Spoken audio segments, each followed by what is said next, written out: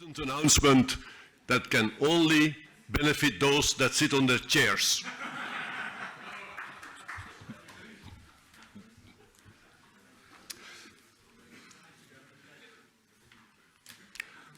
I'm sure that they will leave some wine bottles for the coffee break.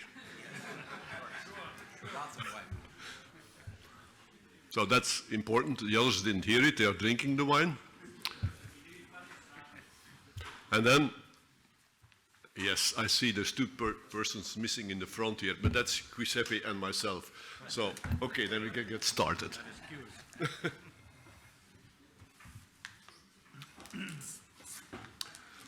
Okay. I have to manipulate this projector. No, you have to go there. I have to go there. You don't need it. How do you start it up, Marco? Arrivo, just a moment. Because I'm starting with online people. Okay,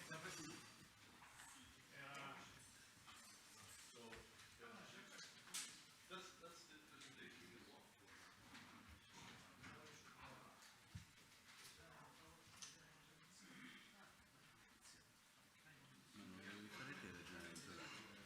Non dovevi fare te la ragione di Giovanni? No, la fa lui e poi io coordinerò un po' le domande, domande e risposte. Vi siete spartiti i compiti?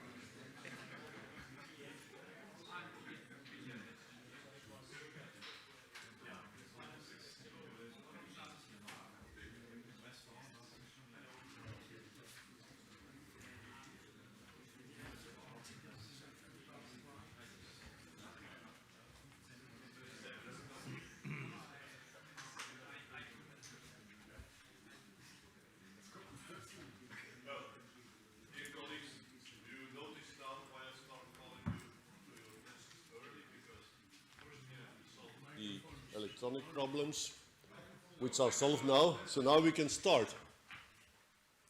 Yes. Yes.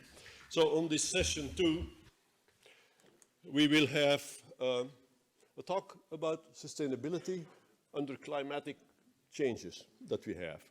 And it is important for the livelihood of everybody, and I think the Club of Bologna should keep this on the agenda for the coming months, years, and so on. Because there are some actions that we can be involved in protect and preserve land, water, and air. It's part of it. But also save energy. And maybe save energy, part of it is also to reduce tillage. And moving away from fossil fuels is really a challenge where we don't know yet how far we will go. Precision agriculture will help, and introducing artificial intelligence, circularity concepts, and minimizing the carbon release. So we have a number of challenges that we hope that we can address a few of that during the coming hour or so. And let's add a new word to that. It's the sustainability and the resilience. Because resilience is something that, how can we recover from disasters and still have good food production? And we can say that's a general problem for governments, but it's also a problem where agriculture, machinery and equipment will have to play a role. You know, one year they will have to cope with drought, the next year they will have to cope with floods. And how does it affect smallholder farmers, and how can we keep food production going also for them? So that's also something the Club of Bologna should go about. Oh, something with this thing, but don't worry. Energy savings in agriculture, machinery and mechanization was a publication from our first president, Pelizzi, in 1988. So if you're interested in it, we give, in the presentation, we give the identifiers for that you can download it, and there is some interesting data in it, I'll say. Again, so I needed 2 slides to get all the information on there, but you will get that. So, there's something that doesn't work very well on this thing. So, we have 3 speakers this afternoon. We have on artificial intelligence in machinery, let's see how we can get those big data. We have already had so many data this morning, so now we will try to use them. And then we will go to fossil-free technologies, if there's a possibility under the climatic changes, and also renewable and low-carbon fuels for machinery. That's then another part of our discussion. So I chair this introduction. If you have any questions left after the presentations, ask them to Giuseppe. I think he will handle those questions then later on. So our first speaker is Spiros Fontas. He's a professor in agricultural engineering at the University of Athens, Agricultural University of Athens. Everybody knows him. Everybody that is trying to get a paper published in Compact knows him, because sometimes he writes nice letters back, sometimes he's not so nice.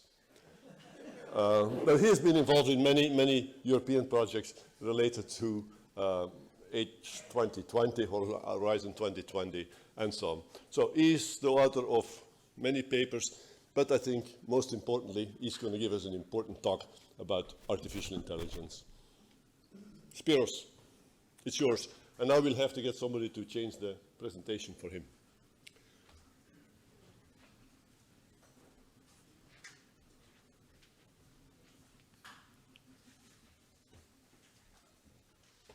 Should we find it? I don't remember which is.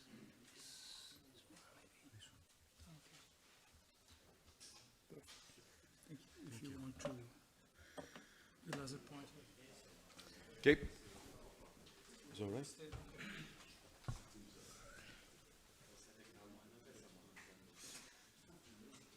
Okay, hello everyone. Thank you very much, Mr. Chairman, for the honorable invitation to speak today.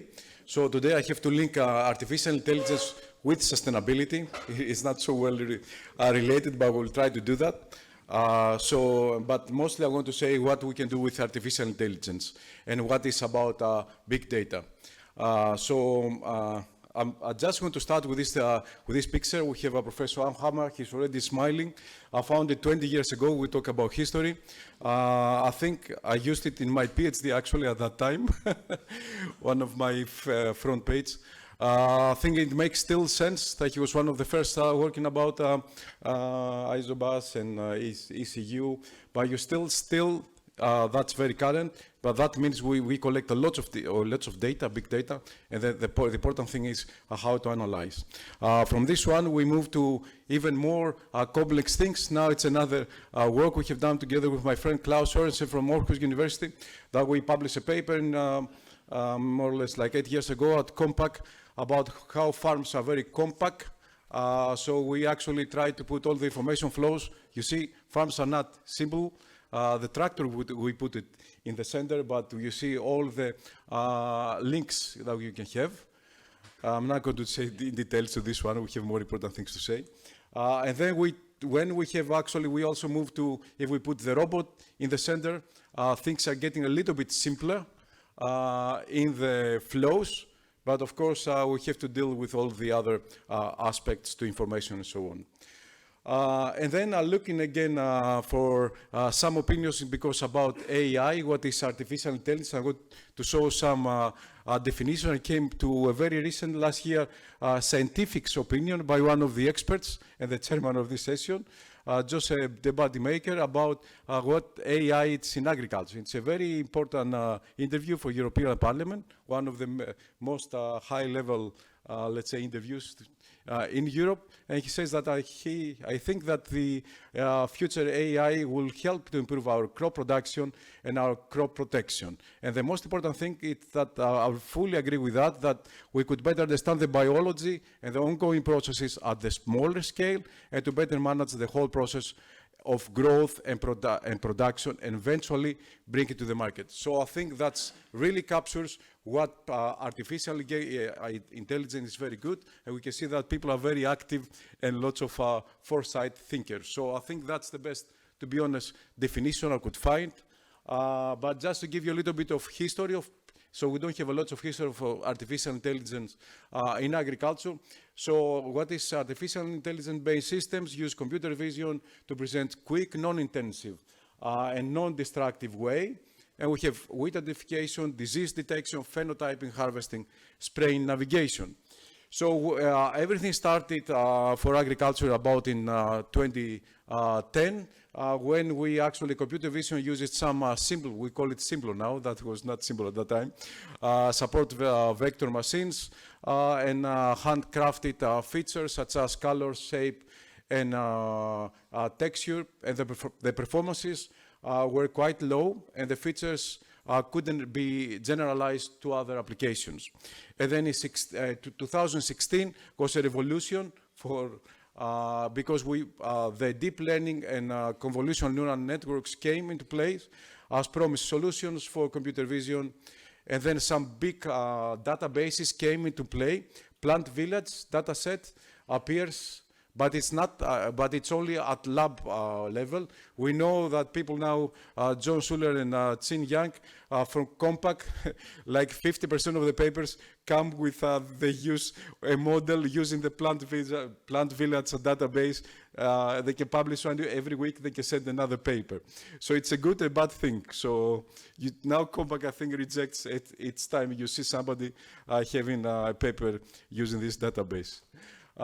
In 2019, we saw transfer learning, which is very important for reusing knowledge. That's the most important thing if we actually produce something to reuse it to other applications. And then we also found some larger data sets with real-world cases, not lab experiments. And at present, now we have powerful, more powerful techniques like transformers. Transformers are really good. They will give us lots of information. We're working on transformers right now in our team, and GANs to create realistic synthetic images. So some cases that I'm going to present today is about plant species classification, especially what we can do for weed detection, what we can do with nutrient deficiency detection, plant phenology recognition, and quality attributes prediction. So these are the 4 cases we're working in our lab, and we're going to tell you what we have done over the last, actually very, very recently, over the last 3 years of their work. So for the first one, for early weed identification, here we're using transfer learning. The problem is, as we know, we have to reduce herbicides by 50%, so it's a big issue. So the technical problem is how to reuse the knowledge from one problem to another. That's why we call it, and we're actually using transfer learning. And deep learning networks require good weights, means previous knowledge, in the initialization to go for faster training and better final performance. So transferring knowledge from general problems, we call it ImageNet, could not be improved performance in agriculture if we don't have this system. So what we have done, as you can see, 2 papers at Compaq in 2020 produced using 2 data sets. One is plant seedlings data set from Aarhus University. It's a very good data set from real actually work in a conveyor belt. So they have a conveyor put in the pots.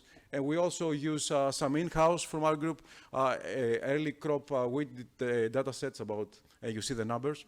And what we actually tried to find is that if we have already some annotated images, how this could be improved. We managed to have like up to 90% with identification for the target domain.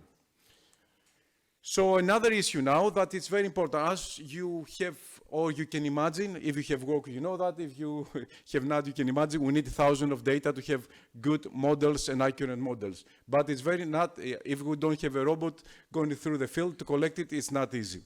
That's why there is a new model which is called Generative Adversarial Networks, GANs, for creating synthetic actually images. So if we have a number of images, we can actually run and make some more images and then run the models. So the models actually perform much better.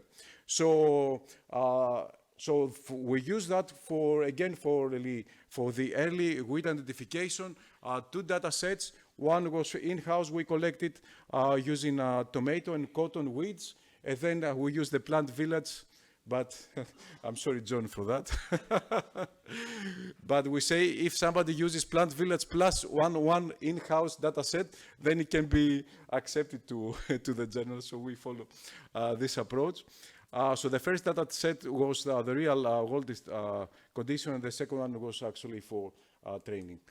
And here you can see some results. So here are the real data, and here is the synthetic. They don't look so great, but for the models are actually improving the model. And here is this is our own data, real images, and here is from the lab, Plum Village, how is the original, and this is how the synthetic could actually be. And you can see that we can actually make it to 42,000 images in real world and 10,000 for laboratory. And actually using these images and input data improve the final identification performance. So we had one paper again published in 21 in biosystems engineering just for the role of GANs for early detection. Okay, we move to another area, to nutrient deficiency. That's a very important area if we can actually estimate the problem. You can see we actually used again data sets for sugar beet, a large data set, about 5,600 images, and oranges, nutrient deficiencies, a small one, 170. And we actually ran again the models to see if we can actually manage to estimate the deficiency. And it was actually funny that we actually managed to have like almost 99% of high performance for correlation, pattern recognition, for the ones that has the higher number of images, the sugar beet. For orange trees, the correlation was smaller. And you can see again, that's a publication in this year, Compact again. Another area that we have done is maturity level classification. That's a very important thing. If we can manage to find the time when a crop is mature enough so to make logistics for the harvesting. So we use that for broccoli. And actually we have one of our experimental field is in Marathon. Marathon is a real city in Greece. Probably the ones who are running, you know the distance from Athens to Marathon. So tomorrow actually in Athens is the authentic, we call it the Marathon in Athens every year. That happened also, I don't know, many years ago. So it's we travel 42 kilometers every Saturday to make an image. We fly over the UAV, the drones, parallel to the row. We collect images, and then we actually use again deep learning for maturity, and we actually have it 3 classes. One, these A classes will be collected in 15 days, this in a week. Here is already, we managed to have 91 accuracy for estimated when it's the good time for maturity. We didn't manage to get any quality characteristics, but only this one. We try for quality, but it's not easy. The last one, the last case study that we have been working on is for vineyards grape sugar content. So this is a part of a EU project which is called Big Data Grapes. It's about big data in grapes using AI. So because we know that it's very hard to do a lot of analysis of laboratory samples, it's too time consuming. We need non-destructive methods. So that's why we have to go and find other ways for estimating. Instead of using simple statistics, we use again deep learning for that. So here is our sensors. We use 2 sensors, crop circle and another one that going on top. So we're looking like a side and top. And we also use our drone, and also use at the same date or the same 5 days, within the 5 days, the satellite data. So when combining multiple sensors, growth stages per year, we reach 66%. So it's very hard. If we object detection is very, very high correlation. When we're discussing with real data, even 60% is supposed to be quite good. And Verizon and Flower proved to give the highest correlation. And here that the 2 publications we published to 21 and 22 for using, again, artificial intelligence for this category. So now some general then discussion about robotics and AI in agriculture, and then I'll give you afterwards very simple two projects that we have been working on. So artificial intelligence is currently providing functionalities never seen before. So we can actually we can see better than a human performance, the ability to create new realistic samples, and different farm machinery can integrate with these AI techniques, disease counting, fruit counting, real-time spraying, and navigation without GPS. Examples of integration is the Eden Library Viewer, powered by Eden Core. So I'll show you this example, the Eden Library Viewer. So this is a spin-off of our lab. So it was not my idea. One of my graduate student, Nikos Milonas, came and said, okay, we collect so much data, why don't we make it commercial? So we started this spin-off company 2 years ago. It's already now in the market, and we just actually secured the first venture capitalist to fund this company. So what it's doing is offers annotation service for agri-tech companies. We have a data sets. You can go and see a large data sets with many data. And then we also use a lot of data to go and collect in the field. We also published to the new Journal of Smart Agricultural Technology. I have to promote it too. So it's a spin-out journal of Compaq. Compaq had rejected 85% of journals, so they wanted to have another one to get good journals, but not at the level of Compaq. So this Eden library is already there. And then we have over 30,000 images, 150,000 annotations, more than 35 crops. And then because we see that this is a marketplace, it's not still ready for commercial, it's a spin-off company, we couldn't get any money.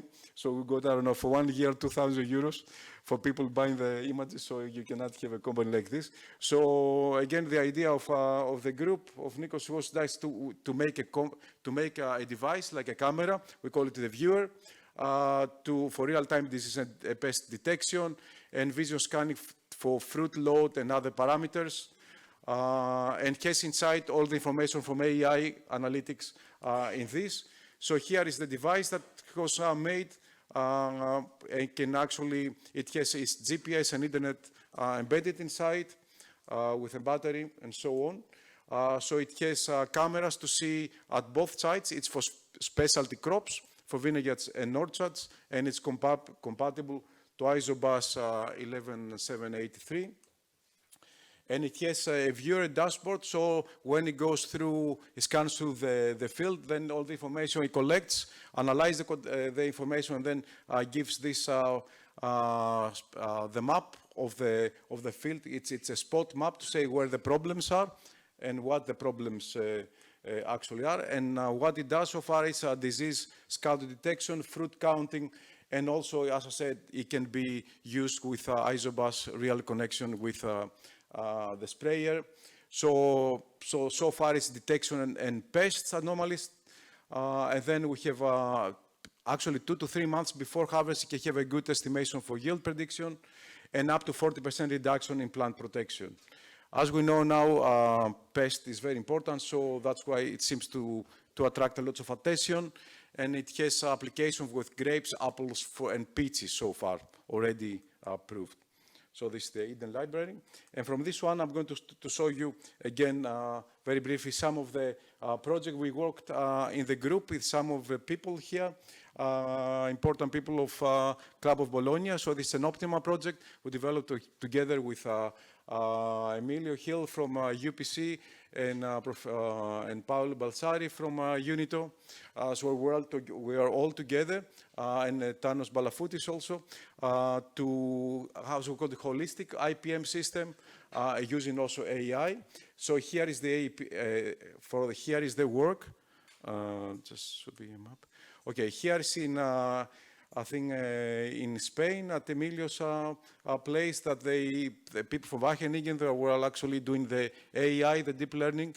They went to take images using RGB and multispectral camera. And then when they analyze the data, they produce a map of the apples with, as you can see here, where the problem is, and with quite good detection. And we're very happy to see now it's Caffini from the EMA, for just downstairs, that we have two spray manufacturers as partner, Caffini, and got together with a group of Professor Balsari and Marco and the others. They actually got two, I think, awards for this sprayer. That they are this is working, two sprayers for Caffini, one for vineyards and one for carrots. So thank you very much again, Professor Balsari, lots of work and many publications. It's very good. And so here is some of the results. Even though if you go to this, you will see the results in the booth. Caffini, so lots of reduction, spray drift, and also on water and so on. And the second, actually, very good product, which actually got the award this year, is Kubota. You can see now this is in the main lobby, which is one of the technical awards. This is thanks to Emilio. Emilio, apart from a good professor, is also, as you can see, saxophone players. He says that it's very good. He just told me, because it has a lot to do with air technology, right? That's why he works with mist blowers usually. So Emilio actually, together with Kubota Fed at this time, they developed together this sprayer, and everybody is very proud of this project that they got the award of this year. Congratulations again, Emilio and your team for this. And just to say, for this project, actually, we managed to have, Emilio made these field trials this year in Spain, and just the decision support system, smart sprayer, and the vision system using artificial intelligence managed to reduce the use of plant protection products by up to 82%. Right? That was one of your best cases, which is, I think, that proves we can actually reach the Green Deal with a smart sprayer. And you can see here some of the examples how the system works. Other application here is, for example, one we have in our lab using for olfaction systems for mycotoxins for cotton. So we have used that for another project, a small project called AgroBofood. And finally, I'm going to present a new project we started in 1st of July. So I'm official coordinator for this one. It's about drones in agriculture. It's very popular. 3 projects were funded. I think Klaus is another one, for all about drones in agriculture. So here we're going to develop what's interesting, we're going to develop a platform within the project to collect all models related to artificial intelligence to analyze data for using drones. So I think that will be very important aspect, and we're actually going to further improve the existing models. And here we have 5 cases. One is one company in Numena had previous experience to do for plant health. In France, they will do animal tracking. In Lithuania, we're going to do forestry, surveillance. In North Macedonia, they're going to do logistics, so they will actually send agricultural products far away, more than 20 kilometers. To isolated villages. And we, my group in Athens, we are going to have 3 years of spraying drones, many tests. And we're going to collaborate with many other colleagues. So just to finish, here I'm going to say what the drones could actually do to agriculture. So here we can see a movie. With a movie, it's done in-house, so for our group, so it's not professional, sorry. By say captain who approach the target. So you can see that drones can be good, can be bad. Now we have the war, so many drones throw bombs.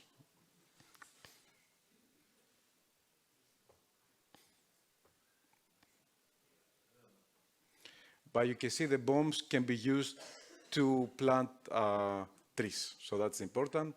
And for enjoying your retirements, we say that many people are very wise when they have gray hair. So you can actually enjoy working on digital agriculture. If you have application here, you have like information that something, an alert that the plant is not doing well. So you can actually go and still practice your farming or advisor with digital technology and applications. Oh, sorry. And this is, oh, sorry, it doesn't play.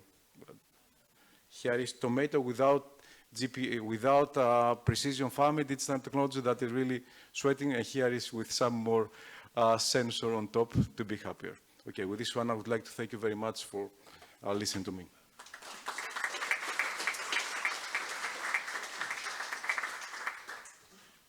Thank you very much, Spiros. I think I really like the idea that you are ambitious to make things change. But you know what happened to Icarus, eh? You should read your history. But I think if you don't try, you don't get anywhere, so I think you're really going to make some progress with the project that you talk about.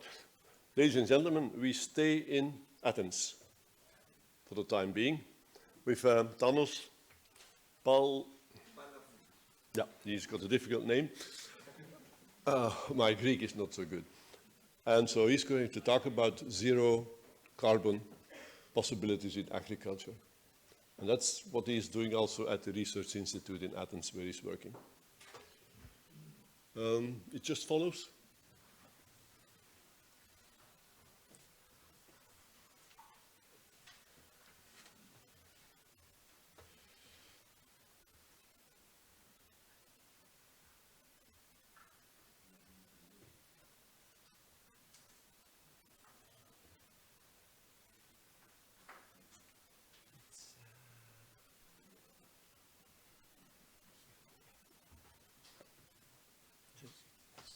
Okay. Sorry.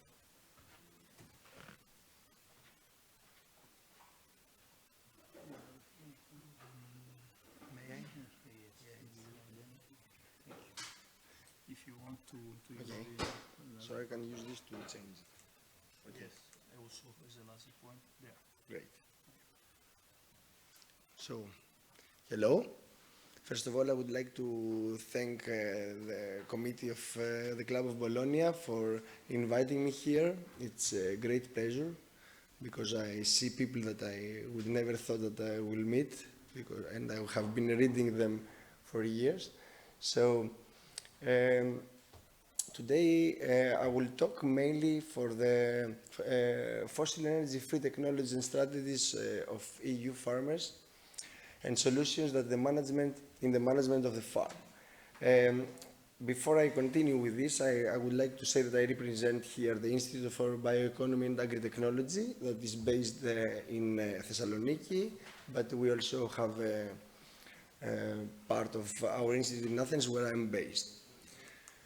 So, outlining my presentation, I will start with an introduction, then an overview of the energy use in European agriculture today, and then present some findings from an EU-wide survey to farmers regarding renewable energy sources and energy efficiency solutions to see how such technologies could be adopted in the European agriculture.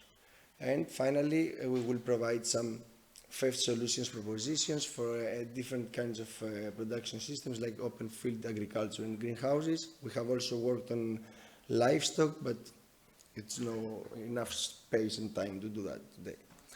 So, the energy consumption increment from the 1950s and after, it is exponential. Everybody here, I'm sure, that knows that. And the same thing happened in agriculture that followed the same path in two different ways. One was the increased mechanization that is the main consumer of direct energy, specifically mainly oil, and the second is the simultaneous increase of agricultural inputs, that is the main indirect energy carrier that you will find in agriculture, and in general is not really counted in agricultural energy consumption. So what happens is that the crude oil prices are always fluctuating, as you can see here. This is one case that also includes inflation in there. So you can see that there is a big difference that always grows, and after 2000s it grows a lot more than before. And what you can see is that there are the average prices before the oil crisis of the 1970s and before the Asian financial crisis of 2000, it grows, and the median number, it goes always up. So this means that we might be in a spot that we cannot handle to use these fuels anymore, so much at least.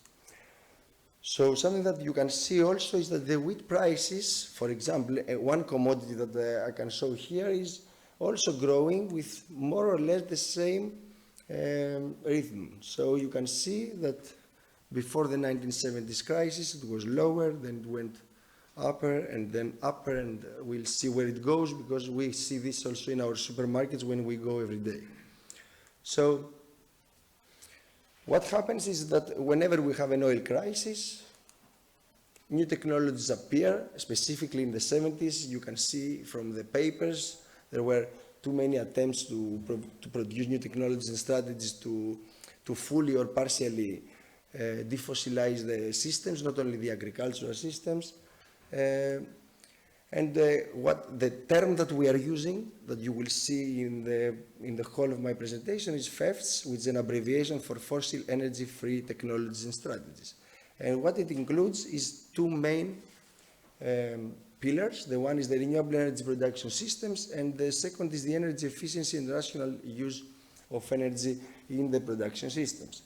But what happens, and we have seen that many times, is that when the oil prices go down, again, it's like these technologies are not so important, until now at least, and the conventional fossil-based solutions, they were coming back to be used again from all of us. So today, we hope that the fact that the market growth, specifically for renewable energies, that allowed optimization of the technologies themselves and lower prices, significantly lower prices than today, and at the same point, the energy efficiency systems and rational use systems, that they are really functioning better anymore because we are using new technologies that makes mainly intelligent control systems to grow. They seem to be the two main components for these FEFTs, these technologies and strategies, to be more appealing for all sectors, including agriculture.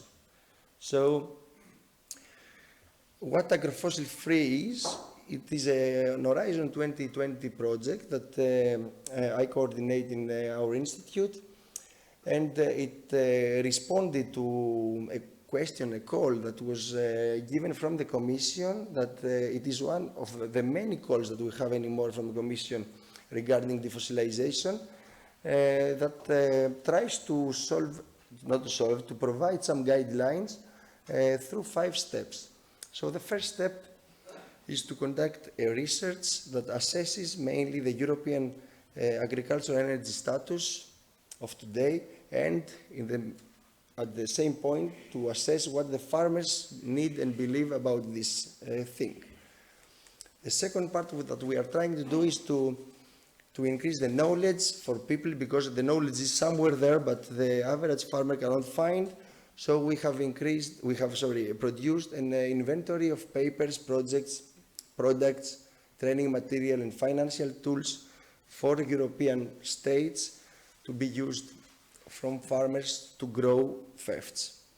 The third thing that we do is to try to find, through multi-actor networking, through a series of workshops with stakeholders from all across Europe, and mainly in a bottom-up approach, meaning that we try to ask the farmers what they need, to ask the stakeholders what they need, we use all of this information, we put them in a platform that we call it an Ag Energy platform.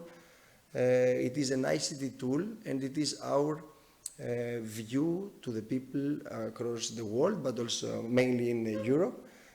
So all of these 4 steps, they will help us by the end of the project to identify a policy guidelines outline, so that this can be given to the Commission and assist mainly in the new research pathways, but also in the new funding opportunities through the new CAP. So before I go to the main thing, let me show you the platform. The platform is here. It's a permanent networking tool. I urge you all to go in and see it. You can see, and you can also register if you want to assess every FEFs that you will find in there. So you can see here we have 5 different categories. It is a little blur, sorry for that. So it has the scientific papers, it has commercial products, it has projects in there, but also tries to provide training material for the people to use such technologies and financial tools so that they can find ways to put these technologies into their farms. What it contains today is about 1,000 FEFs. And by the end of the month, we will have 500 more that they are under screening at the moment. It can provide you 130 fields related to FEFs so that you can filter and find what you need, hopefully. It has 25 dynamic lists. It has 8 different languages, and this is because we tried for the countries that are included in the project to assist the farmers that most of them, they don't speak English, to really engage and gain something out of this project.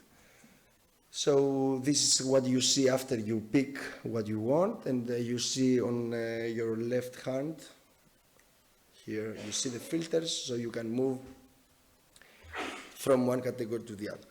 So regarding the energy status assessment, this was a very challenging thing to do, mainly because, as I will show you later on, the fact that in Europe at the moment, for years, there is no specific methodology to identify the direct and indirect energy consumption of farms. So we tried to produce an operational definition of energy use for the farms in Europe.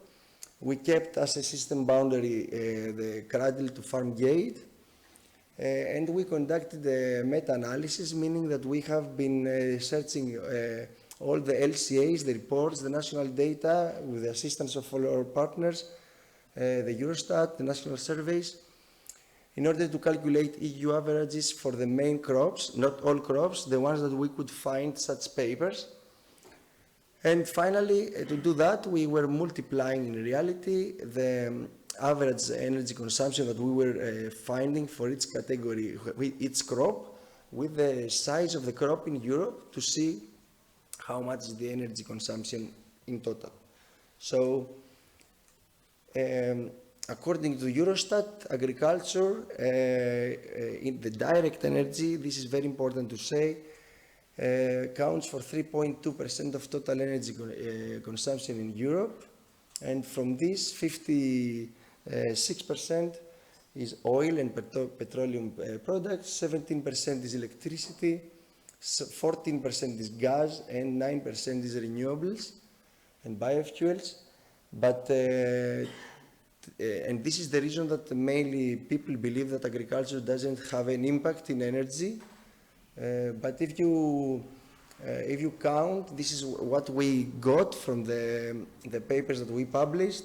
If you count also the indirect energy, specifically for open field agriculture, meaning production and transportation of fertilizers and pesticides, that they are the main indirect energy carriers, you will find the 62% increase in the energy associated with agriculture, while this amount today is counted for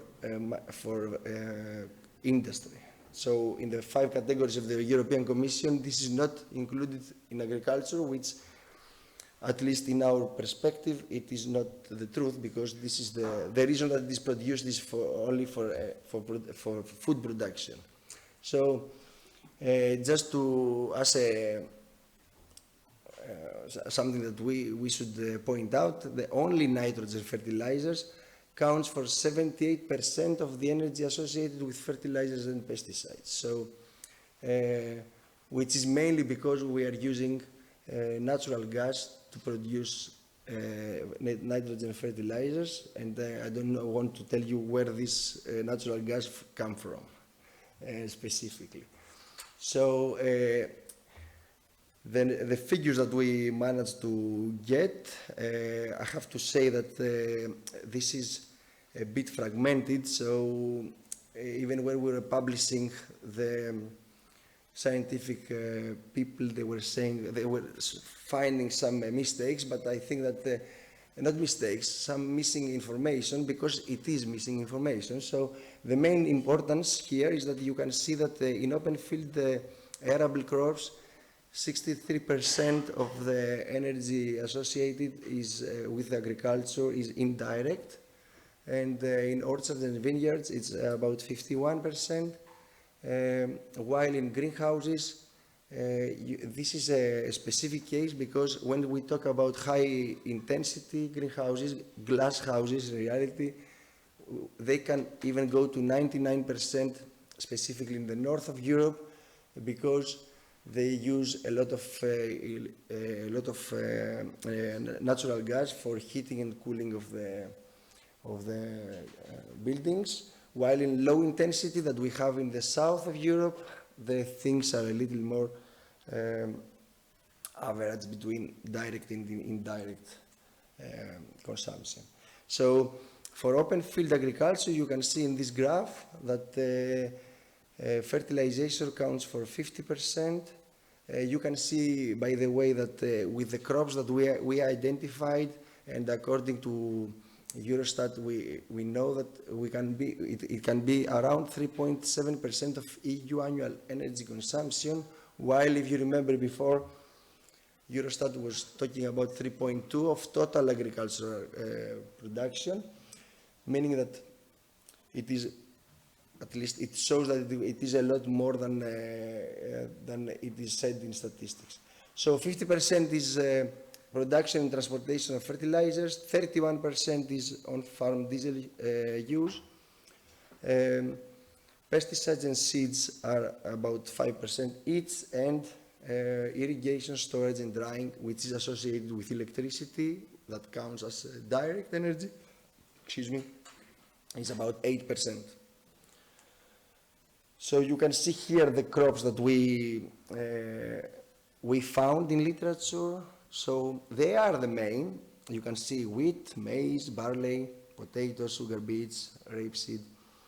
But you will not see a lot of specialty crops. You can see here vineyards and citrus, but apples, we couldn't find some of them. So the important part that you can see on the left hand is that most of the crops, they have energy inputs between 15 and 25 gigajoules per hectare, while the citrus case that requires a lot of energy because it has a lot of needs, it is a lot higher, but this was only one case, one LCA, so this doesn't mean that this is the average thing for Europe. So if you go and see how much is the total, you can see, of course, because wheat, maize and barley are in acreage is the biggest ones. You will find these ones, and from the other ones you will find rapeseed, sunflower and olives. So going to the greenhouse systems, you will see here that high energy systems from mainly Northern Europe, they are heavily climate controlled and they require a lot of heating and cooling. What was happening for years was that they were using natural gas to produce electricity, and with the waste heat they were heating the greenhouse. Today this is becoming really not affordable. Many greenhouses, they close because they cannot afford it, and as I told you before, it can go up to 99%, while in low energy systems it is more diverse. You will find heating, cooling, irrigation, lighting, fertilizers and pesticides. As the technology goes down, you will find more energy associated with the last part. And what can be seen here, which is very important, is that first of all I have to say that Eurostat does not really have data for plastic greenhouses. So you will find mainly information for glass greenhouses, And from FAO, we found that they are about 3 times more, the plastic ones. So the energy requirements for plastic ones, it is 50 to 70 times lower, but of course also the production is lower. But even these ones, they are multiple times higher than open field agriculture. So going to the EU survey that we conducted to see what the farmers believe about these two kinds of technology, the renewable energy sources and the energy efficiency solutions, the methodology that we followed was we made a questionnaire. We had an extensive round of testing with the specific farmers across Europe, and then we made a series of interviews with 470 farmers, and 50% of them, more or less, was adopters, people that they have already such technologies in their farms, and 50 not. So we have seen that adopters and non-adopters really have a big difference between them. So the adopters, they are more likely to be full-time farmers. They have chosen agriculture. They are not there because they had nothing else to do. Most family income comes from farming. They are more satisfied from farming. They like it. It is very obvious from the people that we interviewed. They engage in diversified on-farm activities. They certify themselves. Many of them, they have global gap, by the way. And they also like to participate in CAP Pillar 2 projects so that they can invest in their farms. And they really visit agricultural fairs. I guess they are down there. So because they want to see and find what they have to make their farm more modernized. So regarding adoption of renewable energy sources, less than 7% of the ones surveyed had no idea of RES, which means that everybody knows it. It's very important that it is already known. 76 of the adopters, they have solar. You have seen it all across Europe, and 36 of them, they have biomass, biofuels, or biogas, and around 65%, they declare that they only bought what they use today only because they saw it in use or tested themselves, or else they wouldn't buy it. So what we found for the main reasons to adopt, as you can see, there are these 3 ones. So it is the 2 almost equal. First is the reduction of energy cost, of course, but also it is interesting to show that they also are very interested to reduce the environmental impact, maybe because they are sensitive or maybe because they make some profit out of this. And the third one is that they want to comply with regulations in their countries. So the reasons of not adopting, you can see here, these are the 3 main ones. In reality, the main is the not affordability of this technology. They still believe that they are very expensive, that's why they don't apply them. And the 2 other ones, they count them as very related, so not best fitting technology and not compatible is something that hinders them from adopting. And very importantly, in the end, all the non-adopters, not all, but 90% of them, they say that if they receive a subsidy, they would really do that.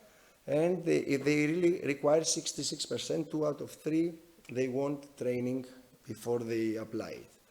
As for the energy efficiency solutions, 84% of the sample farmers, they were aware of these ones. In this case, it was not as high as before. 59%, again, they had to see it running before they buy it, and 33% received a specific subsidy to buy it. So it depends on the country, and we saw that there were national policies that increased a lot the adoption. So the reasons to adopt, as you can see, the main one is the reduction of energy cost, of course, that goes up to 45%. The second is the reduction of environmental impact. As for the reasons not to adopt, they again are afraid because it is very expensive for them. They think that it is not fitting technology because they are happy with receiving all their energy from the market. And finally, they are afraid because they are small-size farmers. Again, you can see here that if they have a subsidy, now it is almost all of them, 96%, would make the step to buy it, and they also want 71% requires training. So, closing, some propositions for FEFTs that to be used in different agricultural systems is for direct energy, talking about self-propelled machinery and mainly for tractors. The consortium proposes to have efficient tractors and implement combinations because in many cases, at least we know in Greece and other countries, the size of tractors bought from farmers is completely not what they require for their business. Going to more technological solutions, e-tractors and bio-tractors could be applied, specifically powered from agrivoltaics of the same farm and biomethane produced from manure and waste of the farm or a neighboring farm, and adopting agricultural practices that minimize tillage, as it was said before from our host, which is very important. It seems to be very, it is upgrading all the time. The conservation agricultural practices, they go faster in Europe. As for electricity, for irrigation, storage and drying, what is proposed is to make the farmer a prosumer. So he should be the producer and consumer of his electricity and then provide the rest to the grid. This can be done easily anymore with agrivoltaics, that they are semi-transparent and provides the ability for a farm to have both crop production and energy production. Optimize the electrical loads, of course, to reduce consumption, and based on what we see anymore in the market from the industry, try to see how you can electrify the power systems of the farm. Regarding indirect energy, this is very, very important. Fertilizers, we have seen that the last year they were increased even more than 50%, the prices, and there is a probability that the next year the quantities will not be enough. So increasing the use of organic fertilizers would be a crucial step. Minimizing fertilizer spreading using precision techniques, which is something that works very well. There are many companies anymore that they have systems that they detect and they apply specific quantities. Transition to lower input systems like agroforestry, conservation agriculture, regenerative agriculture, which is more or less the same, and something that is not agricultural, but it is related to agriculture, to change the system of Haber-Bosch process for producing nitrogen fertilizer production, not using fossil fuel from natural gas. And for pesticides, as before Spiros was showing, optimize a very good case that shows how much you can reduce the pesticides, which means indirectly the energy as well. So prediction, detection, selection and application techniques that they are already there in the market and you can use. Transform the systems to organic farming that does not require pesticides. Of course, we know how the production can be lowered, but this is one of the cases, and increasing the share of locally produced organic pesticides, that it is very important. And for greenhouse production systems, I will mainly talk about heating and cooling, that it is the main problem for high intensity, energy intensity greenhouses. One case is the integrating solar technologies with greenhouse production. We collaborate with a Greek company that's called Bright Solar, and they already have one of these greenhouses that you can see here in the very close to Thessaloniki that shows very good results and produce electricity for all the needs of the building. Also, thermal PV could be used if you need also hot water.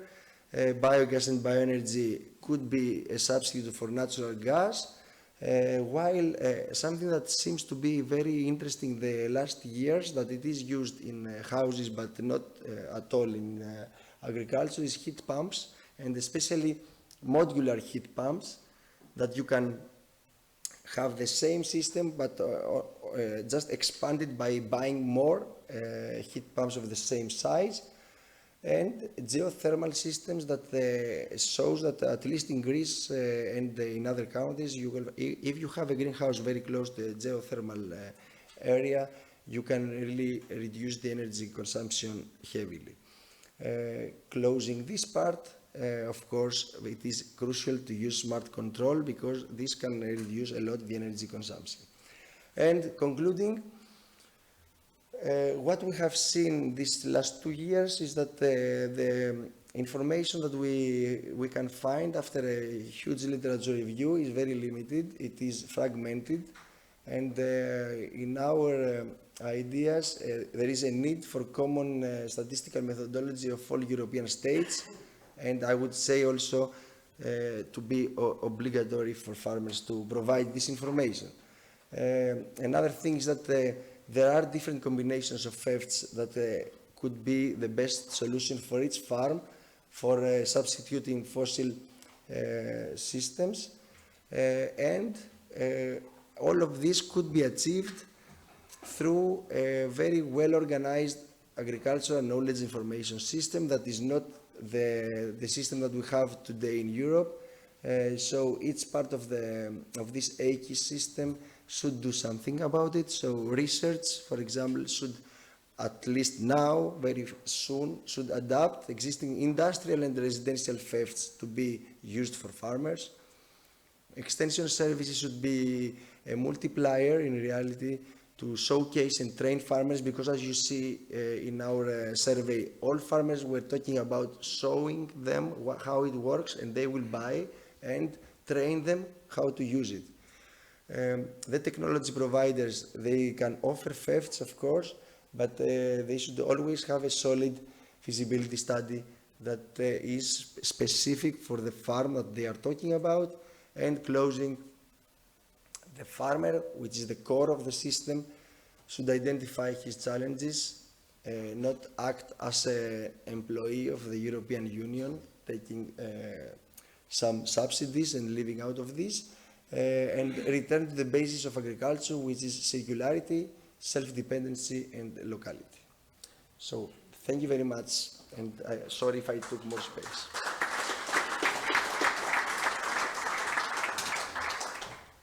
Thank you very much, Tanos. So we have this problem of energy, and now I think we give the floor to Mario De Amicis. He works at CNH. He has a degree in aeronautics, I understand, but he got back to Earth, and then he's recently head of the electrification portfolio management, so at CNH. Yeah. So Mario, yours. Thank you.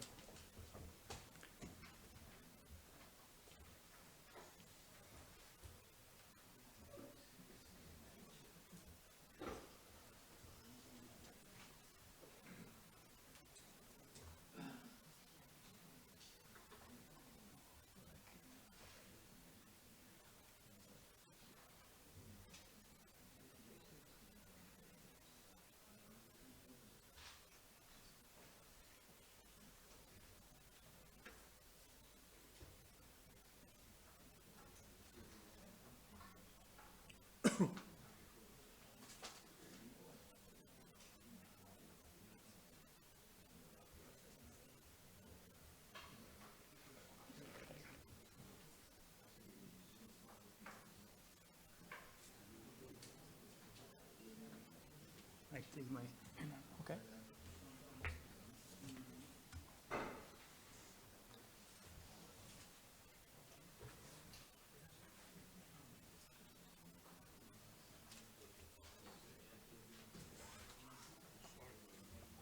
Nessun problema.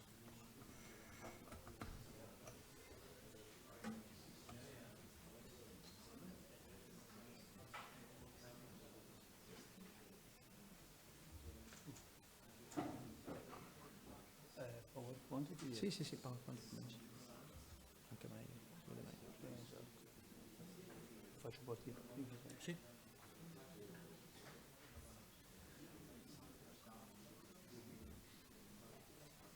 Ok, se vuoi questo. Avanti e indietro e questo qua il poi. Messo avanti e messo indietro. Perfetto, grazie. Okay, I guess we can start. Good afternoon, everyone.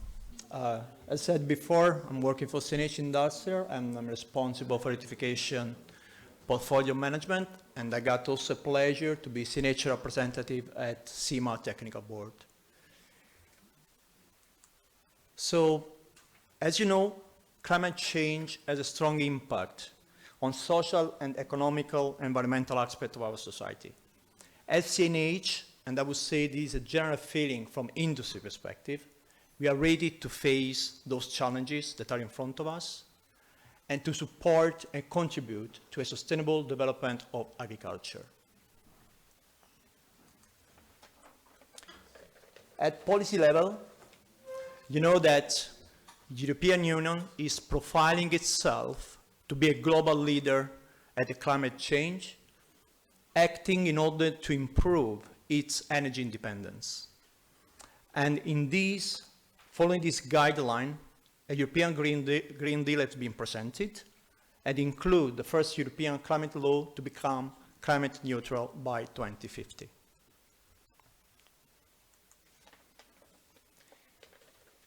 The European Green Deal is not just a matter of emission and sustainable mobility, but it's also a way to boost innovation in agricultural business. And in May 2020, has been presented the so-called Farm to Fork strategy that is a cornerstone of the European Green Deal that is aiming to make food system fair, healthy, environmental friendly. And we want to play a role in this scheme. We believe as CNH Industrial, but as I said before, I think there is a general feeling of the industry as well in a different manner, in different ways. But we believe that innovation, sustainability, productivity shall guide us to achieve a circular and more sustainable agriculture. The European goal to become climate neutral by 2050, there is also agriculture in this picture. Agriculture is about 10% of overall European carbon emissions. And so there is a role to play from our side as well. And that's the reason that we want to be there. And we want to be there following the guidelines that I shared before.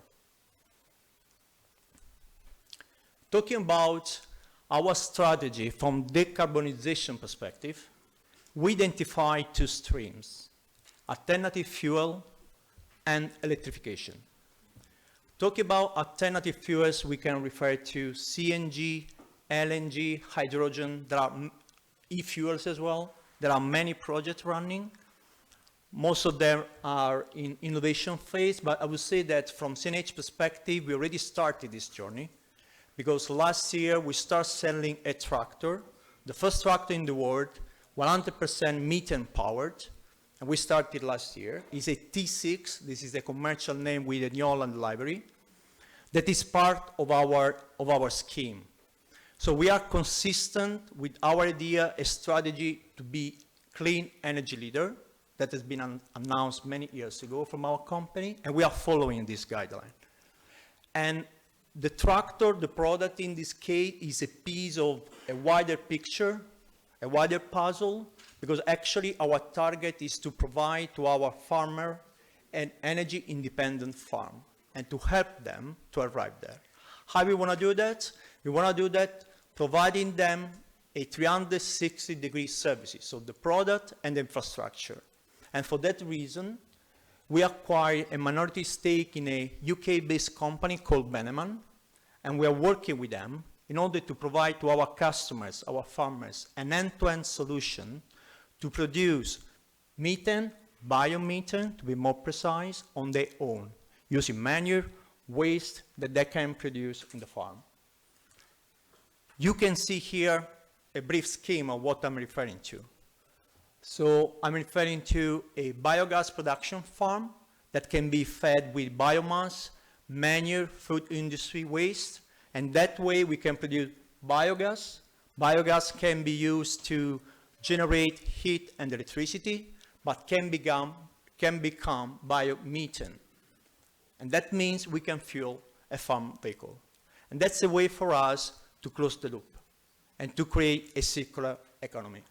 We can create also digester biomass fertilizer, an organic one that is far better than the one produced by the industry. And that's another added value we can provide to our customer. Talking about the other stream, to arrive to our path at net zero future, electrification is another important scheme, another important stream of this picture. We believe that electrification can be grouped in 3 different clusters according to product application. There is no one solution, no one way to provide electrification. We refer to light, medium, and full electrification. What does that mean? Light electrification, in this case, we are referring to, for instance, an external generator, and we have a product available. We won actually a medal here in EMA a couple of years ago, I guess. And we are able to produce power up to 50 kilowatts. This generator is fitted on the front HPL of the machine of the tractor, is a PTO driven with a combustion engine on, and it can provide energy to an electric implement. We use this application in the field with real customer, real application. We measure data, collected data, and we prove that we are able to save 35% of fuel, 35% of CO2, and also we got a nice noise reduction, I would say, around 45%, because the engine is running a lower RPM, and also the hydraulic is off, actually. So this kind of situation is improving also the comfort from customer perspective, from noise point of view. And this is an example of light electrification that is combined with electric implement. Then when we talk about medium electrification, from our perspective, we are referring to hybridization. Hybridization is not just related to traction, using serial or parallel architecture from electric perspective, but I'm referring to also electrified function. Like we can have a PTO, for instance, that could be electric driven. And this is an example of hybridization as well. And then there is full electrification. Full electrification means no combustion engine anymore. So it's a battery electric vehicle, and that's the source of the power. In that case, it's clear what is the added value. So no CO2 emission anymore. It's quite nice to see a tractor without a stack pipe, a famous stack pipe that is usually it's close to the A-pillar. So it's pretty nice to see a tractor like that. And we are providing an added value from that perspective. Electrification, we provide also better features in terms of traction control, drivability, related to capability to shift in a smoother manner, gear, shuttling, etc. This is a really nice experience from customer point of view. And on top of that, there is CO2. So what we have in mind is to provide a product that is better in terms of productivity, efficiency, and so to be profitable in a sustainable manner. That's our claim.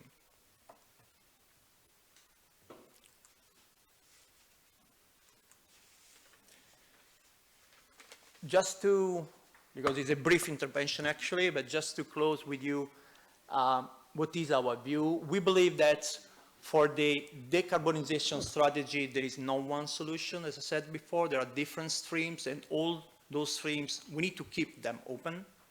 We are, I would say, in a sort of inflection point from technology point of view. So we don't know if we go up, down, left, right, because there are several solutions.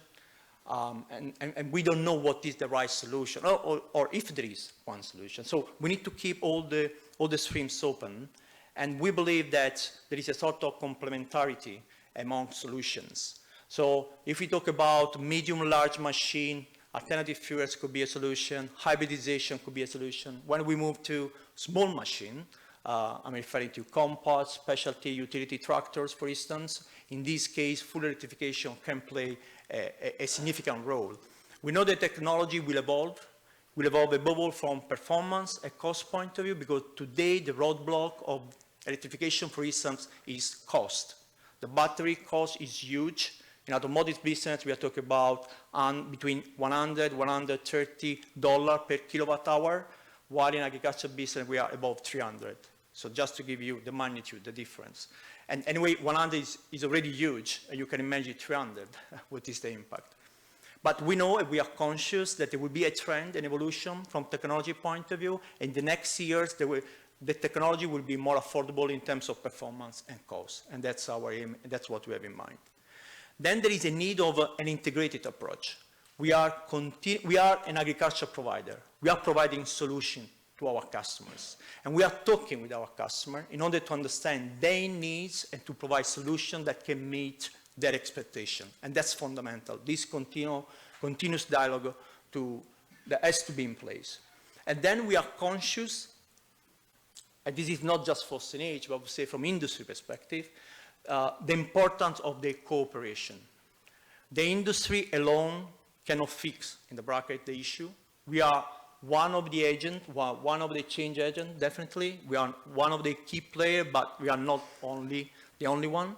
There is really an importance of having a cooperation in place with institutional stakeholders, with the sectorial association, in order to boost lobby, regulation, and policies that can help customers to embrace new technology that can improve sustainability of their land and the community that they live in. And that's my conclusion. Thanks everybody for the attention.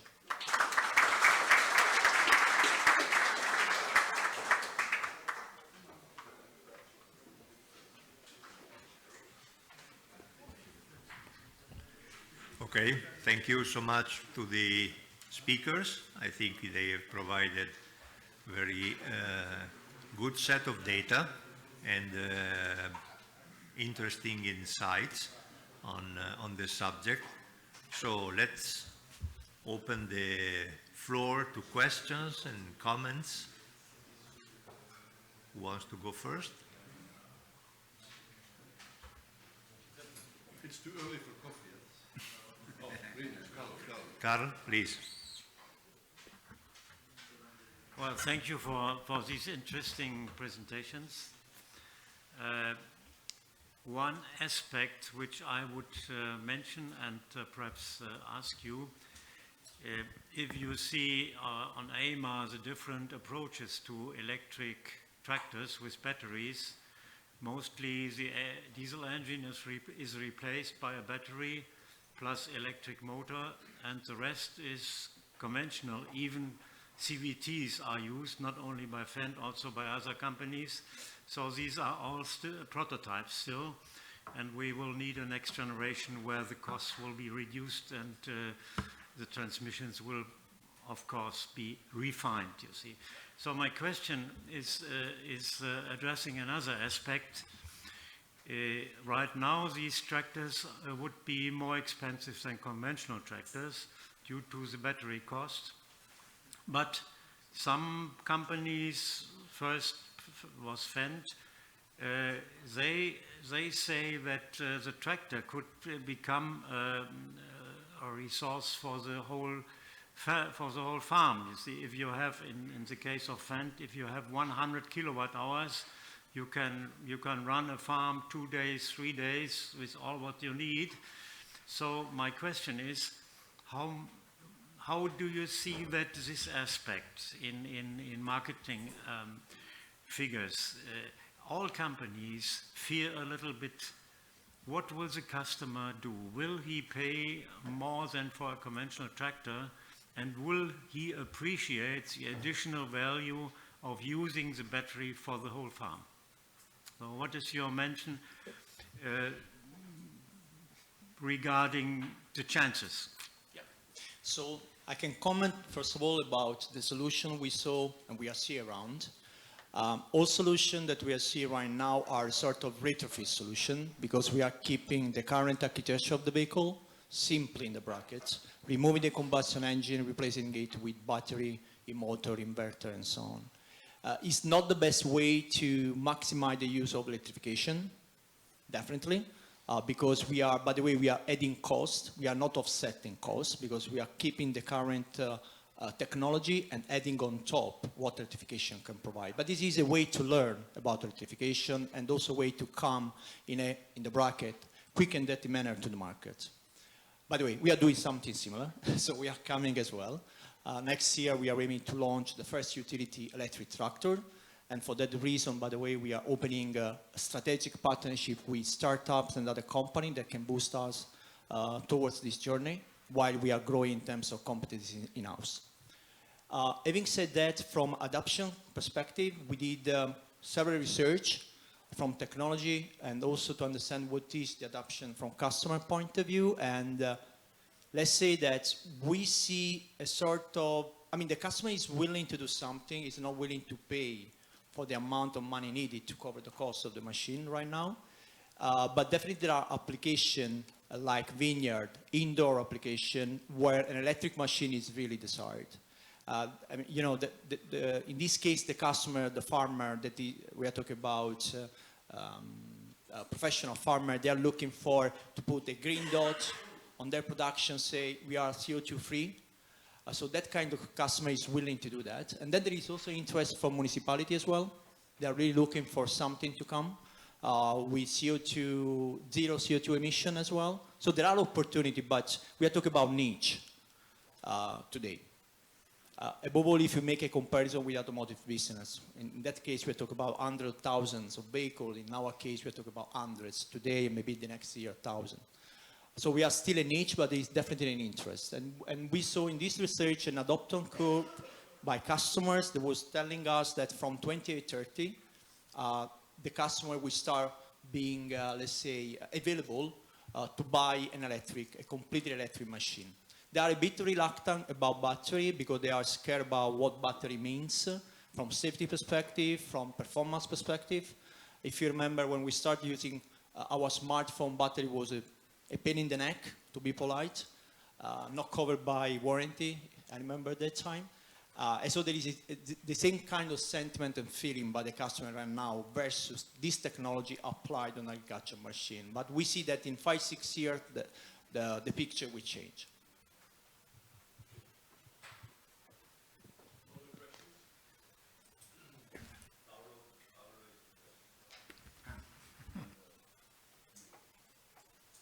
Thank you. I have two questions. First one is for the Amicis. If I well understand, CNH is looking at two different ways to make in future running their tractors. One is biomethane and the other one is electricity. My question is why you want to go in these two directions and what is the perspective for better solutions for future? Because when you speak about circular economy or any way to produce energy from farm waste, animal waste, and other waste, this could be done in both ways. So producing methane or produce directly electricity. So it seems to me something in conflict. So probably you make also an energy evaluations between what is the better in future solutions, not only from economic point of view. This is the first question. Then I have another question for Thanos Belafontes. Okay. So maybe I can start answering.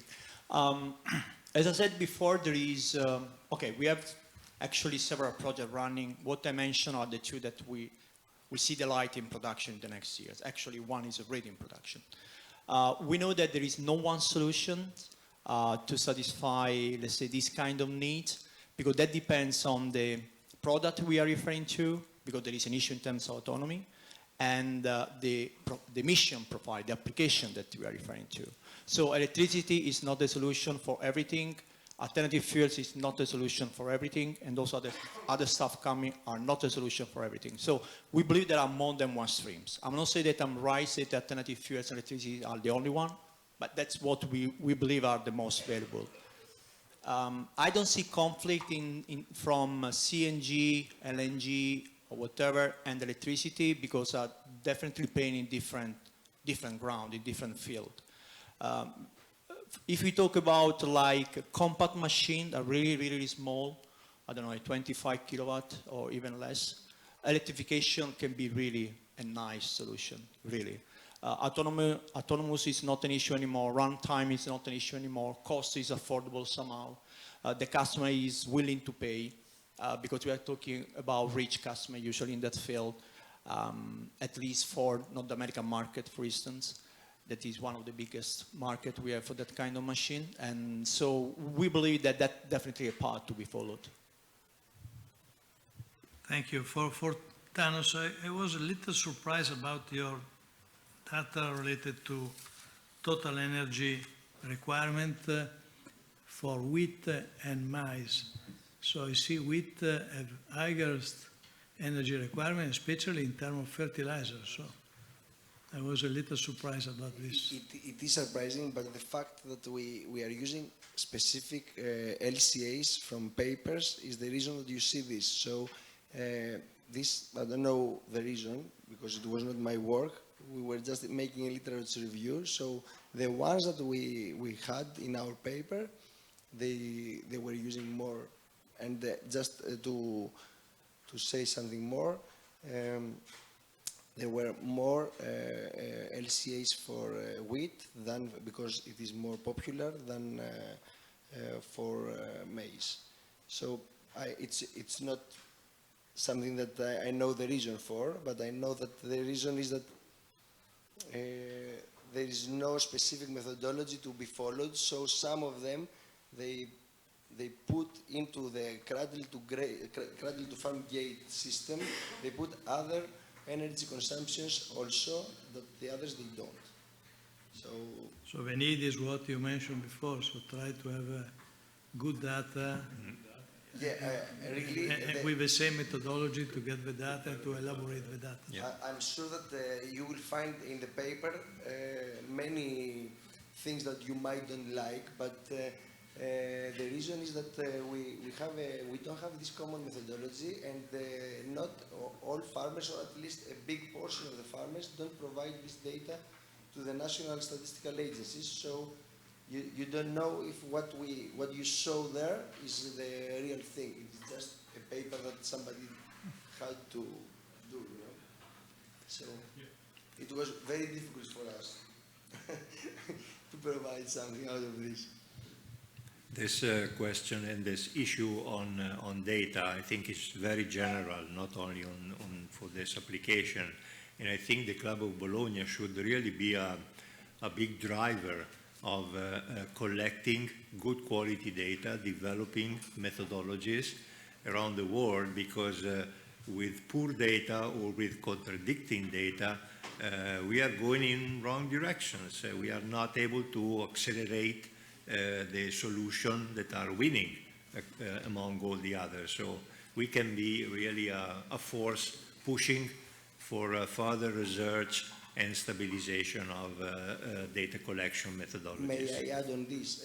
The previous presentations about data derived from the farm through the companies like John Deere or CNH or all of this could be the way, because previously Mr.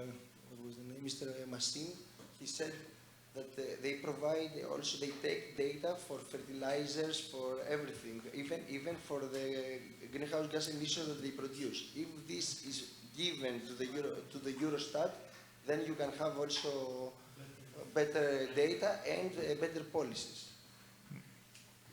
Okay, thank you. Next, Emilio. Yeah. First, congratulations to the three speakers. You made a great job, especially in the time after lunch. You allowed to have our attention, and we didn't fall to sleep. I have a couple of simple questions, mostly for Thanos and Spiros. First one is looking at these nice presentations and especially taking a walk through these pavilions, how far we are from the real farmers in general.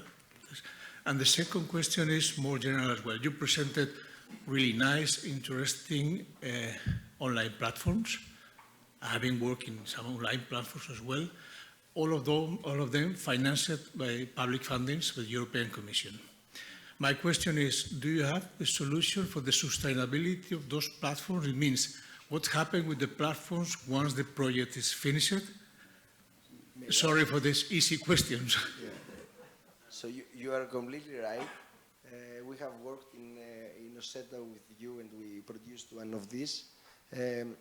What have happened is that the European Commission knows that, and Spiros can say more about this. They made a new project, the EU Farm Book, that will be for 7 years, and this project is supposed to host, let's say, the information coming from all of these platforms that after the end of the project they cannot be sustained.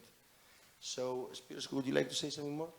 Yes, I think that's a very valid question, and many platforms, I mean, in Oseta is a very good example. Many of you have seen it's a project that has anything to do with sprayers, models, technology, training, which is great for all over the world. But when the project finishes, then, okay, for another 5 years you may be alive, but it's not updated, and it's really pity because it's very useful for everybody. So, as Thanos said, there is a new project by the European Commission, it's called EU Farm Book, for the next 7 years to develop a platform, like a big platform, to include all the small platforms. So I'm a work package leader for the database for this one, but it's not going to be easy, I'm going to say.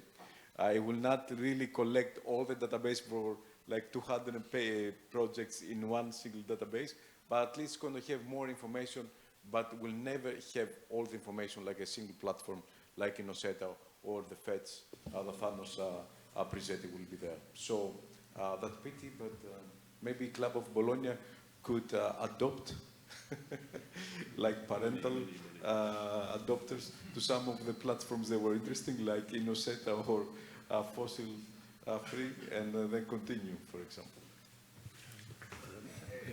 May I add on this? It could be one of the obligations of European projects that they make a database that is in a certain format, so that the EU Farm Book can just take it and put it in the database. I have discussed with the coordinator of the project some months ago, and he's willing to host at least the Agri-Energy platform, hopefully. We will see.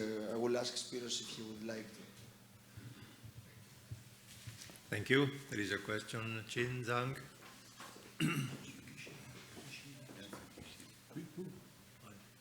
Okay, very good topics, and I especially, enjoyed all 3 talks. Based on my background, I'm currently working more on the robotics for agriculture, so the electrification is definitely one of my favorite topic. So I have 2 questions. First, I will ask the third presenter first. So nowadays, we already introduced the electric tractors. But from the technology per se, do you think the technology today is adequate for practical use for typical farming operation in most of the agriculture sectors?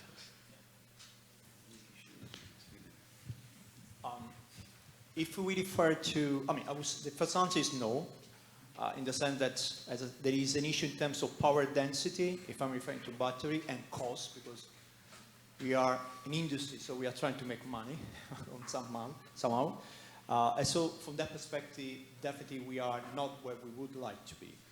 And as I said before, we see a trend in the next years, I'm talking about 6-8 years, where this kind of situation, so power density above all and cost associated, will be definitely more affordable for us. And when that happens, definitely the application would be different and will be better. So talking about what technology can allow us to do, as I said before, in my view, definitely the small machines are more suitable from that perspective, and just to use industry segment title like compact or specialty machine are definitely suitable for that kind of application, even today. There is still a question mark about the cost because it's not negligible, definitely. So definitely policies, as I said before, and regulations should help the customer to embrace the new technology, no? Like it happened, it's happening in automotive. So we believe, and by the way, we saw already something, like in North America, the Congress released a law that is allowing to the customer to get, I think it's tax credit, if I'm right, up to $40 if they buy an electric vehicle. Okay, there is a condition that the vehicle is to be assembled on the American ground, but that's normal, I would say. But just to say that there are subsidies coming that will help the new technology to step in. Thanks. And then my second question is more to the second presenter. Okay, you know, we talk about sustainability, and we talk about the environment-friendly new energy source. But right now, what we talk about is just talk about energy itself, the final form of energy itself. So it's more from the application point of view, we say this is environmental or climate-friendly or sustainable energy. But have you look into the life cycle sustainability? Because some of the technologies, for example, battery technology, it itself may cause even much worse negative impact to the environment. So is this sustainability study including the entire life cycle analysis or just application point of view? You are completely right on what you say, because there is a big debate whether, for example, PV panels, to build them up to coming to the farm would be already unsustainable. If all the world would be full of PV panels, then it might not be sustainable. So in the specific project that we are talking about, the first thing that we try to give as one of our guidelines is to reduce energy consumption. First you reduce the energy consumption, and then you identify ways to make sustainable energy production. If you consider that at this point, most farms, they spend more energy than they need. An example is that they use a lot larger tractors than they should. They don't use CTF when they plow or when they do any kind of tillage. So all of this could reduce heavily the energy consumption, and then most probably with a combination between fossil and non-fossil energy systems, you can cover the energy needs. I wouldn't expect, this is my personal view, I wouldn't expect in the next years that you will have zero fossil use. You will have, but at least you should have a share of the other systems. Thank you. Peter Pickel. Perhaps you answered my question. I have two questions, one to Mr. Belafoudis and one to Mr. Fountas. First question is, so in agri-fossil fuel you presented two options for fueling or for running machines, agricultural machines without fossil fuel. These two options were methane and electricity. So the energy storage capacity is quite bad with both technologies. So my question is, what is your proposal? What is the proposal of agri-fossil fuel with regard to Fit for 55 or other programs to run an SPFH, so forage harvester or combine harvester, without using fossil fuel? What is the proposal? And the second question goes to Mr. Fountas. You presented quite a lot of AI-based solutions. If you consider these solutions are coming into reality, into a real serial machine, will there be a need for high-speed connectivity, which we don't have currently in agriculture, or can this all be realized in embedded systems? So these are my two questions. So if I understood well, you are asking me if biofuels could be used in large self-propelled machinery like harvesters. The question was, where comes the fossil fuel from? So as in your presentation, I just saw methane and battery electricity. Where it comes from? Yeah, Okay. and how to replace fossil fuels in larger machines like combines and forage harvesters. I guess it is a part of my answer before. I think that specific machinery wouldn't be defossilized, at least until the new technologies can be in the market. So. But how shall we reach Fit for 55? How shall we become fossil-free by 2050? There must be a concept, and I think the request to such a project, which is funded by EU, is to develop solutions. You are completely right. We are not finished yet, so we will have to find some solutions. Propose, not find. But one case, the CNH system seems to be one of the solutions that you say. Specifically, the company proposes, and maybe I can give the floor to my colleague. They propose to have specifically for farms that they are mixed or livestock farms, that they produce their own biogas. Some of this goes to the electricity system as now, and the rest is becoming biomethane to be used for the machinery of the specific farm. So this is one pilot that they propose. I don't know if you would like to say something more. I mean, yeah, this is an example of what we are doing, trying to create a circular economy. So we are providing to our customer, in this case, is a tractor, T6 tractor, powered by methane.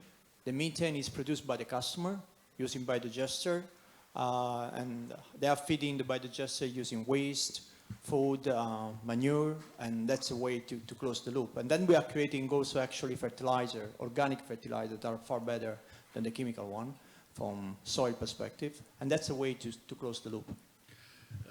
Just a comment from my side. So I fully understood this concept and I appreciate it. It's very good.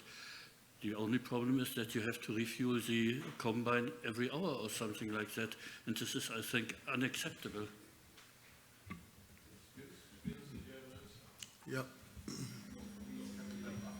The solution that I'm referring to is a tractor. Definitely a combine is a different machine. It's much larger. There is an issue in terms of autonomy. With a T6 tractor, with the capability to install a packaged tank needed to install the CNG. By the way, we have also a solution, so-called range extender, that is fitted on the front HP of the machine. We're able to guarantee the same autonomy that diesel can give. And so from tractor perspective, in my opinion, we are already there. Combine is a different story, and I would say that today we don't have yet a solution, but we are working on that. Thank you. Should I respond to... Mr. Kishida? No, I have two questions. Should I respond first to one question before? Yeah, yeah, but briefly, because we're running out of time. Briefly, okay. Coffee is getting cold. Okay, 30 seconds. For us, as I showed you, we have made in the spin-off company that we made the viewer, the device, that we have all the AI models, this using edge computing. So that's the way to go. Edge computing is the way that it's real-time analysis and we store the data, but then to upload the data afterwards should be when we have connectivity. But edge compute is the only way to go. Thank you. Please, Kishida. Okay. I have two questions. One question to Professor Fontes. Do you have any forecasting about AI capacity in the future? Do you have technical forecasting for the AI? Yeah, I don't know. It's not my forecasting, but there are so many studies about forecasting for AI, and they say that it's gonna be many billion euros investment and a lot of discussion for that. So let's say if it is like 3 billion, it's going to reach like 10 billion by 2030. So many people are investing. Of course, it will take some time to make it commercial, but there's a lot of attention. And a lot of money goes into this direction for projects and venture capitalists. Okay. There's a question to the Mr. Amix from CNH. Do you have any research and development to separate the CO2 from the exhausted gas? Some compact, if we can develop the compact system to separate the CO2 from the exhausted gas. Do you have such a research? I don't think so. No, to be honest, we don't have solution in place from industry perspective to answer the question that you raised. We don't have. Yeah, I mean, I'm referring to what the company is doing. We are not working in that field. There are, as you were saying, there are commercial solutions, and maybe I can leave the floor with you that are doing that. But from company perspective, I'm referring to CNH, we are not working in that field. But an upgrade system is exactly what is doing. So an upgrade system take biogas that is 60% of methane and 40% of CO2 and separate the CO2 so you just have methane. 1997. This is already commercialized from a long time. I see. Okay. There's a question by Andrei.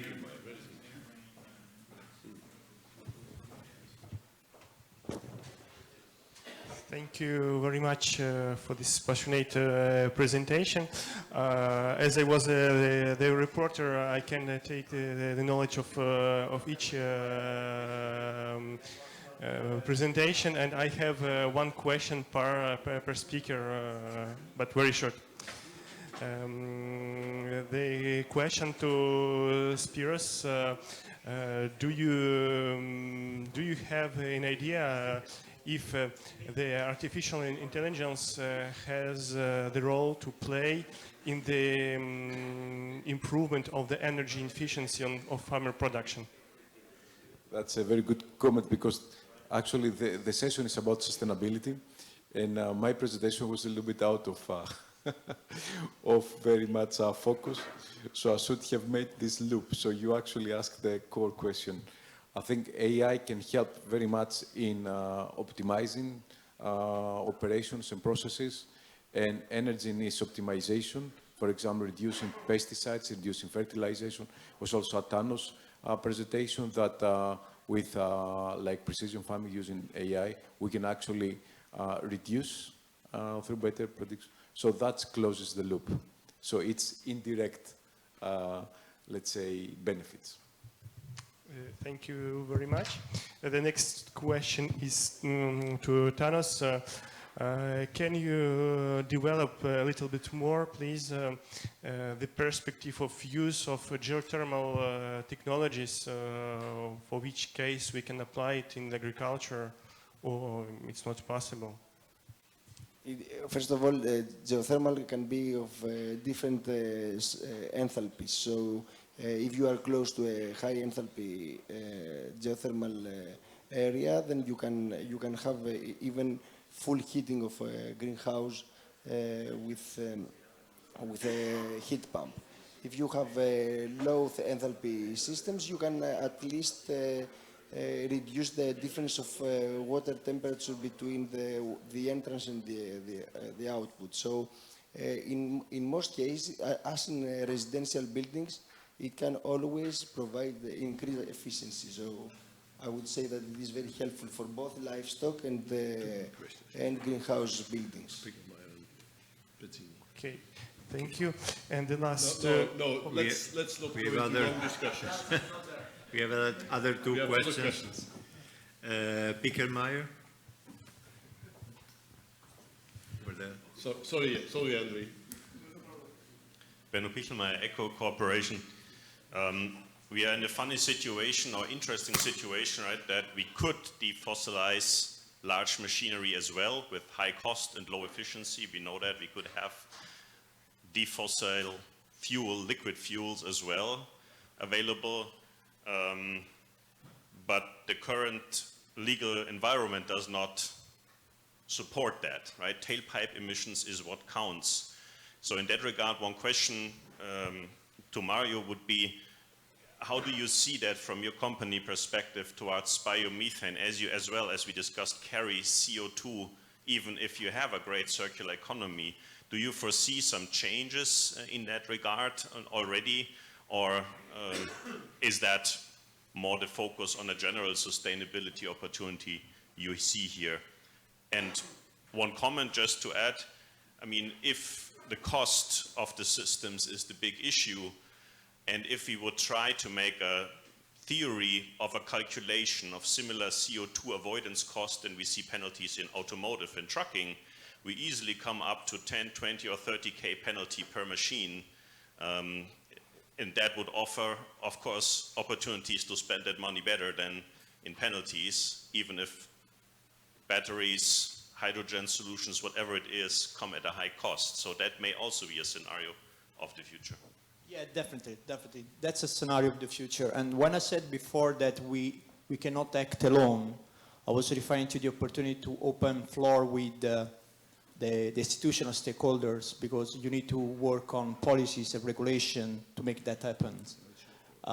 Because from that perspective alone, it's not enough to justify that kind of investment. We need to get support from that perspective. And I think lobbying and working with the stakeholders is vital at European level, but also in the other regions, in order to achieve this kind of situation. And by the way, we are trying, as industry and also working with Evo, we are trying to lobby in that perspective. Thank you, Mario. I think a final word, a comment from Marco Pezzini.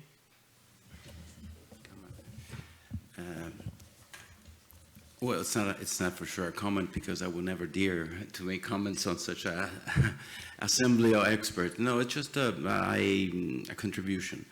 As far as concerned the proposal to finance the project from the Club Bologna, well, I'll give you the answer that the European Commission will give, because I've been working for 20 years with the European Commission, and the purpose of the European Commission in financing these projects is to start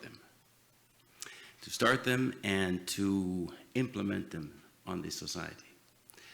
One of the common mistakes that has been made by the people who make these projects is not to make an impact assessment for the second life of the project, because that's the most important thing.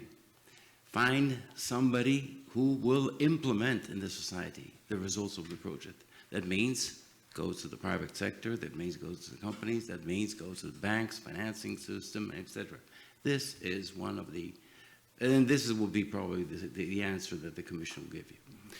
The other one is a comment. I represent a federation of all industries, and we more or less represent you all. I mean, obviously. And we have heard, as far as concerned the source of energy, electrification, gas, hydrogen, hybrid solution, etc. Obviously, we don't have the solution because it's not up to us, but we know for sure one thing.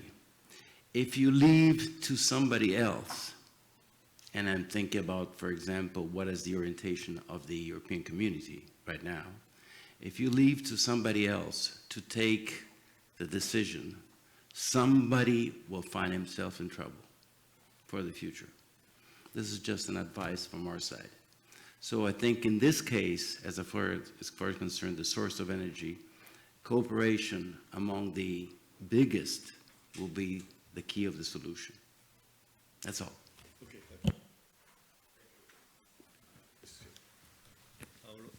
Thank you to give me back the floor. So I really thanks the two chairmen of this really interesting sessions, all the speakers for very nice presentations. So now it's time for our coffee.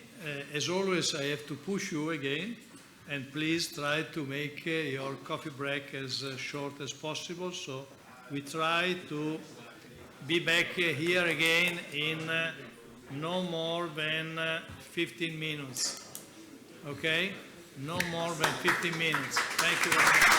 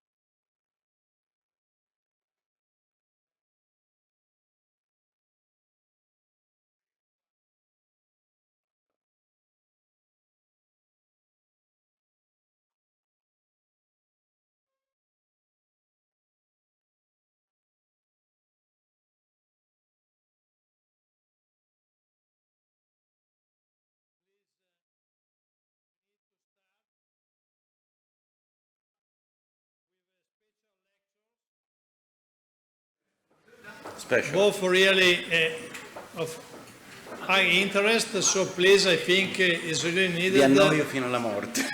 to listen it. First one is from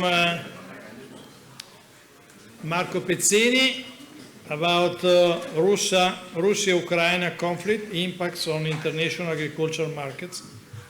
Marco, the floor is yours.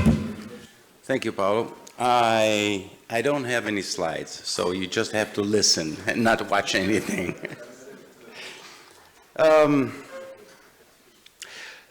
Well, this paper was written a few weeks ago. And a few weeks ago, the situation, I'm talking about weeks, maybe even days. A few weeks ago, the situation was different because this morning, something happened on the conflict. The Kherson city was liberated, and then things have changed. We have no idea what's going to happen in the nearest future. But what I can tell you is what was the situation until a few weeks ago, and what we have analysis during this period in the year 2022. What are towards the geopolitical arrangement? Hypothesizing now the possible developments of the global scenario in the short and medium terms, it's very complex. The dramatic developments of the war in Ukraine are revolutionizing the balance, both geopolitical and economic, that becomes consolidated over the past decades. Although it's difficult today to predict the outcome of the crisis, is it clear that the future global economic order will be influenced by the measure that the governments will take in the coming weeks and months to compensate for the economic shock of the sanction, to find new source of raw material supply, and to restore the logic channel that already suffered before the conflict. Within this framework, the agricultural economy is called upon to play an extraordinary important role to compensate for the interruption of supplies from Russia and Ukraine, which is already known as the world's main producer of cereal. The beginning of the new year, was characterized by some uncertainty factors. The soaring price of raw material, the increase of costs associated with logistics, speculative pressure, the resurgence of the pandemic in some countries that already manifested themselves with particular prominence in the second half of the 2021 and led to cooling off the world economy. Even before the conflict between Russia and Ukraine, forecasts were already pointing towards a slowdown in growth. Today, the IMF estimates that global growth will slow down for 6% in 2021, and in 3.2 in 2022, and 2.7 in 2023. It's an estimation, obviously, reflecting the deceleration of the three largest economies, China, US, and us, EU. Beyond the consequence of the GDP, inflation rates, and global trade, the military crisis between Ukraine and Russia has made it even more evident how much the world economy, even in the area of globalization of market and supplies, depend on the geopolitical location of resource and configuration of trade routes. In the current landscape, it must be noted that the production of raw material is managed by a few players. The Democratic Republic of Congo, for example, holds 50% of global cobalt reserves, who use them as leverage in the foreign policy to exert pressure on the international chessboard. The EU today has to import 98% of our rare earths from China, 87% of lithium from Australia, 71% of platinum from South America, yes. Overall, China is now the EU largest supplier of critical raw material. We consider it's only Slowly, in terms of GDP, the weight of Russia and Ukraine in the world economy appears relatively modest. A report released by the OECD in the aftermath of the outbreak of hostility quantified the contribution that the two Eastern European countries made to global GDP before the war was just 2 percentage points. The scenario changed radically when one considers the impact of the Russian and Ukrainian production system have not on the world economy system as a whole, but on the commodity market. The two countries, as is well known, are among the main suppliers of industrial and agricultural raw material. Data released by the International Energy Agency, AA, particularly illustrate Russia's primacy in the global economic energy market. The country, which in 2021 was the second largest producer of natural gas, after the United States and possessed the most abundant reserve of the planet, is in fact the world leading supplier. Of the 762 billion of cubic meter of gas produced last year, about 1/3, 2010 billion, was exported via pipelines. Russia also has a leading position in the oil sector, where it's among the world top 3 producer. Production of crude oil and condensate reached 10.5 billion barrels per day in 2021. This volume accounts 40% of the global supplier.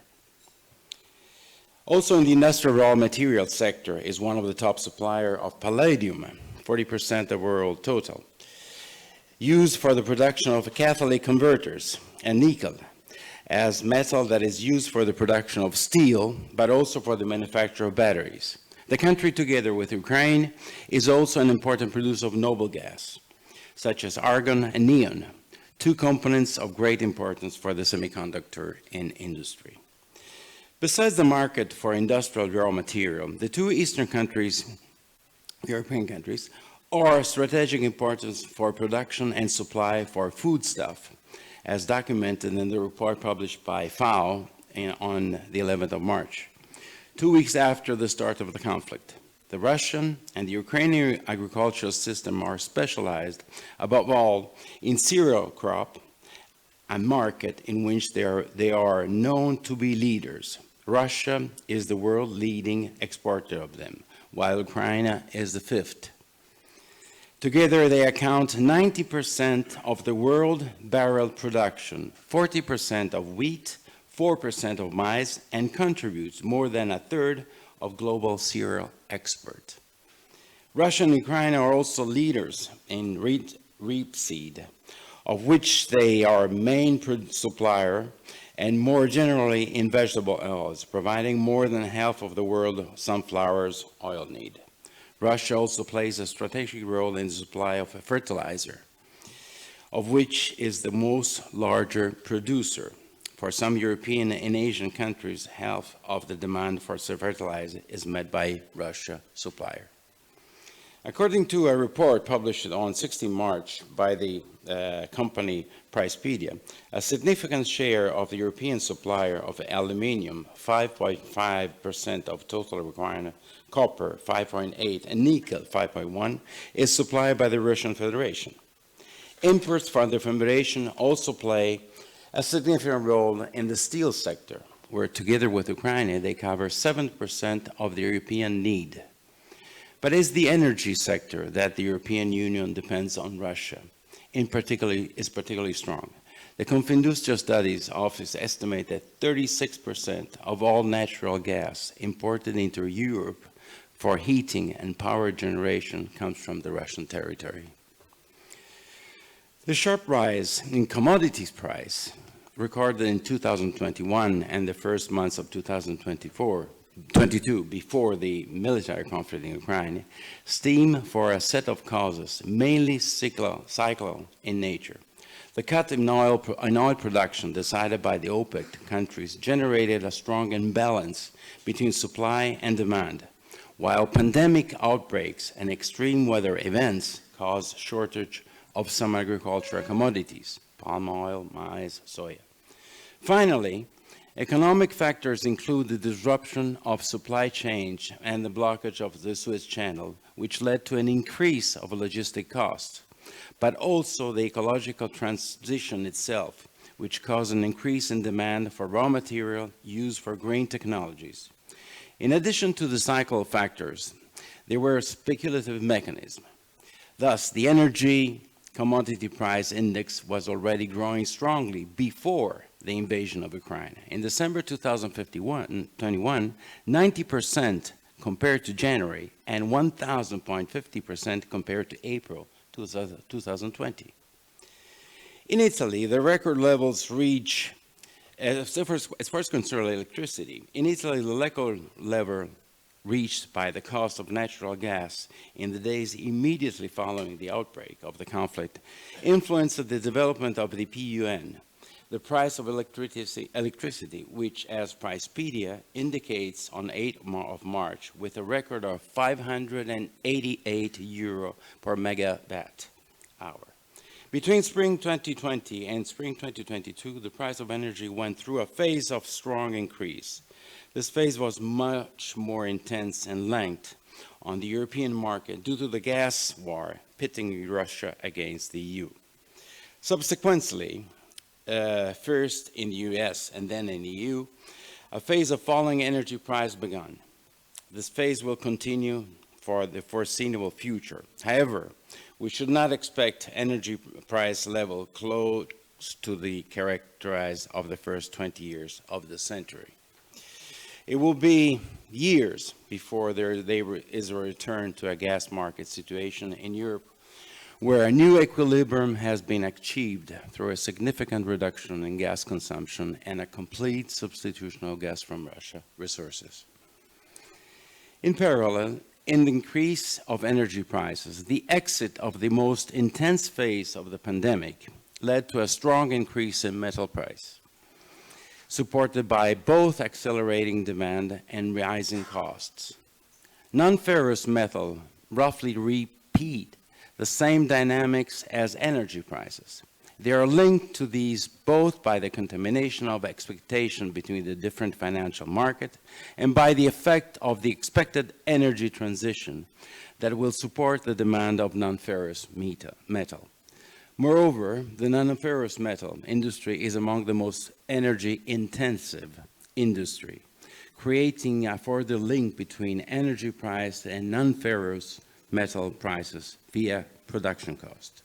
For a non-ferrous metal, to a phase of price reduction beginning in the late spring, bringing them to a level that appears likely to be balanced in the medium-long term by September 2022. In 2021, the growing demand of agricultural economy experienced a good performance in wheat and rice production, and saw an increase in overall cereal production estimated by FAO up to the 1% to around 2.8 million tons of production. The new year was set to confirm the positive trend that emerged in the previous one. The report published at the beginning of March by FAO, which did not yet take into account the fact that war between Russia and Ukraine predicted a further increase in wheat production to 790 million tons in 2022, and an increase in maize production, especially in Brazil, where it's estimated to reach a record of the volume of 112 million tons. The war in Ukraine is a clearly risk factor for global production. In a context of a high price volatility, further increase in production costs, energy and fertilizers, which are already very high, put pressure on the world agricultural system. Over the next decade, cereal production is expected to increase by 337 million tons, reflecting gains made primarily in major grain producing countries. More than 50% of the global production increase in wheat will be in India, the Russian Federation, hereafter Russia, and Ukraine. The cost of agricultural commodities have been rising since the second half of 2020. The increase of global demand and rise of production costs, in particular energy and fertilizer costs, led to a double-digit price increase for wheat and barley, 35%, and for some vegetable oils such as rapeseed and oil and sunflower oil, which rose by 60% over the past years. With the outbreak of hostilities in Europe, in Eastern Europe, price soared again. Agricultural products are the only price that continued to grow phase that started in the late 2020. Crop food prices have also started increasing again. The slowdown in the global economy cycle and higher inflation has had no effect so far on global food demand. Is it likely that some effect may begin to appear in the next future, especially in agricultural commodity price remain at their current historical high levels? These factors could have the effect of weakening demand, but not significantly. Price will continue to be predominantly supply-driven. In the face of less adverse weather condition and agreement allowing Ukraine and Russia to place their agricultural production on world market, supply could gradually improve, leading a phase of slow price decline. The global agricultural machinery market, as it is well known, closed 2021 with strong sales increase in all major countries. In the case of Europe, growth was also fueled by the Green Deal, policy guidelines of the new generation EU, funds that promoted the renewal of the machinery fleet. The invasion of Ukraine also markets a significant worsening of the scenario for the agri-mechanical market, as per the detailed snapshot based on the finding of the Committee of the European Market from CEMA. For agricultural machinery, the main risk factors are associated not so much with the business losses of the countries, more or less directly involved in a conflict, but with a resurgence of raw material crisis. Belarus, Russia, and Ukraine account for only 5% of the total turnover of European manufacturers, a share that the industries themselves expect to offset in the market of North and South America, Western Europe, Australia, and New Zealand. The raw material emergency, on the other hand, appears to more penalizing for a sector. The war in Ukraine has exacerbated the raw material crisis, worsening supply difficulties and triggering for the significant price increase. The military conflict in Eastern Europe radically changed the economic and geopolitical arrangement that consolidated over the past decades and dictate certain priorities of intervention for public decision makers. First and foremost, Europe's energy policy is to be revised along lines that envisage a gradual emancipation from Russian supplies, hopefully, I would say. The next new and strategic lines in the field of energy call also questions the ambition goals that Europe set itself in terms of decarbonization and exploitation of RES, while the debate on the reactivation of a coal-fired power station and investment in the last generation of nuclear power is back on the agenda. This requires huge investment and allocation of public resources that will have to be diverted from other sectors. Within this frame, a profound change, the agricultural economy is highly strategic importance. The war in Ukraine poses a serious threat to global food security, but above all, of those countries most dependent on Russian and Ukrainian export. Therefore, does not seem far-fetched that already foreseen a new geography of crops. In this scenario, agricultural machinery is called upon to play an increasing central role because the issue of food security and the selection of supplier countries make it extremely urgently, to intensify the production capacity of individual countries. The change of scenario can only be addressed by defining new intervention strategy in both the sort of long terms, which are also aimed at mitigating the costs associated with what can be considered to all intents and purposes as a new transition, the geopolitical transition. Thank you.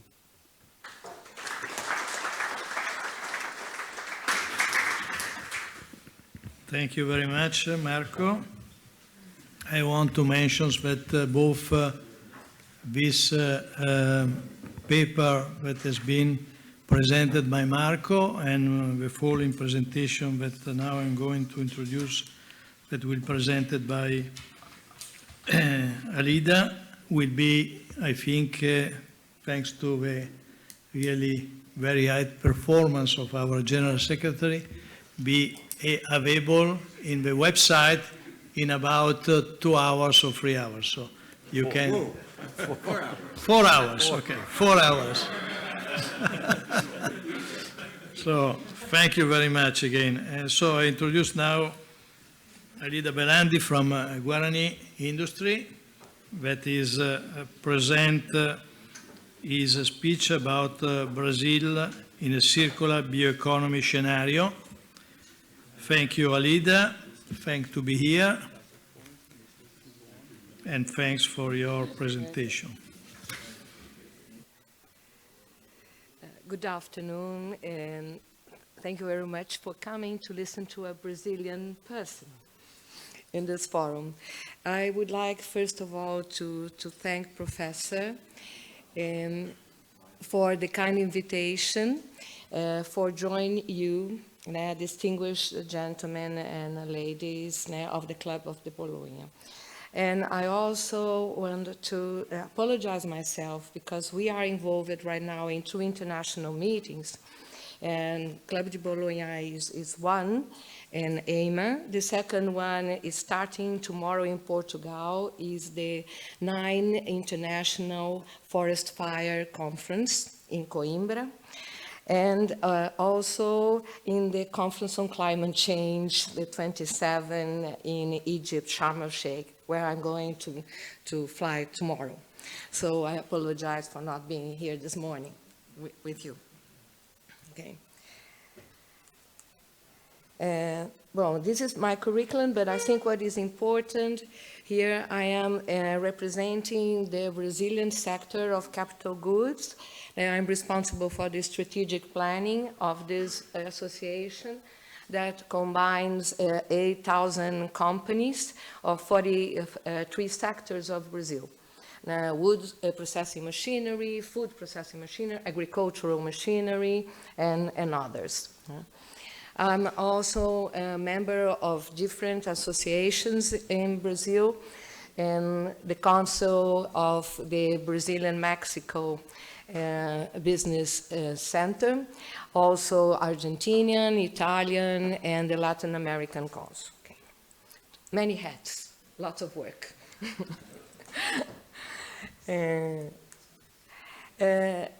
Professor Balsari asked me kindly to give you a few hits about Brazil. So I allowed myself to present because not many people really understand what Brazil is. And Brazil is a continental size, is the 1st largest country in the world, and accounts for 48% of South America with a population of 215 million people. Brazil is a federal republic with 24 states and 6 biomes. Amazônia, Cerrado, Mata Atlântica, Caatinga, Pantanal, and Pampa. We will focus today on the Amazon because it is a key region for bioeconomy. So, and economical data, Brazil has a GDP of 1.6 trillion. The expected growth for 2022 is 3.2%. An inflation rate that is controlled, and 4.09 from January to September 2022. Unemployment is the smallest since August 2015, 8.7%. Total reserves, 362 billion, trade balance, 53.9 billion, with a surplus of 4 billion.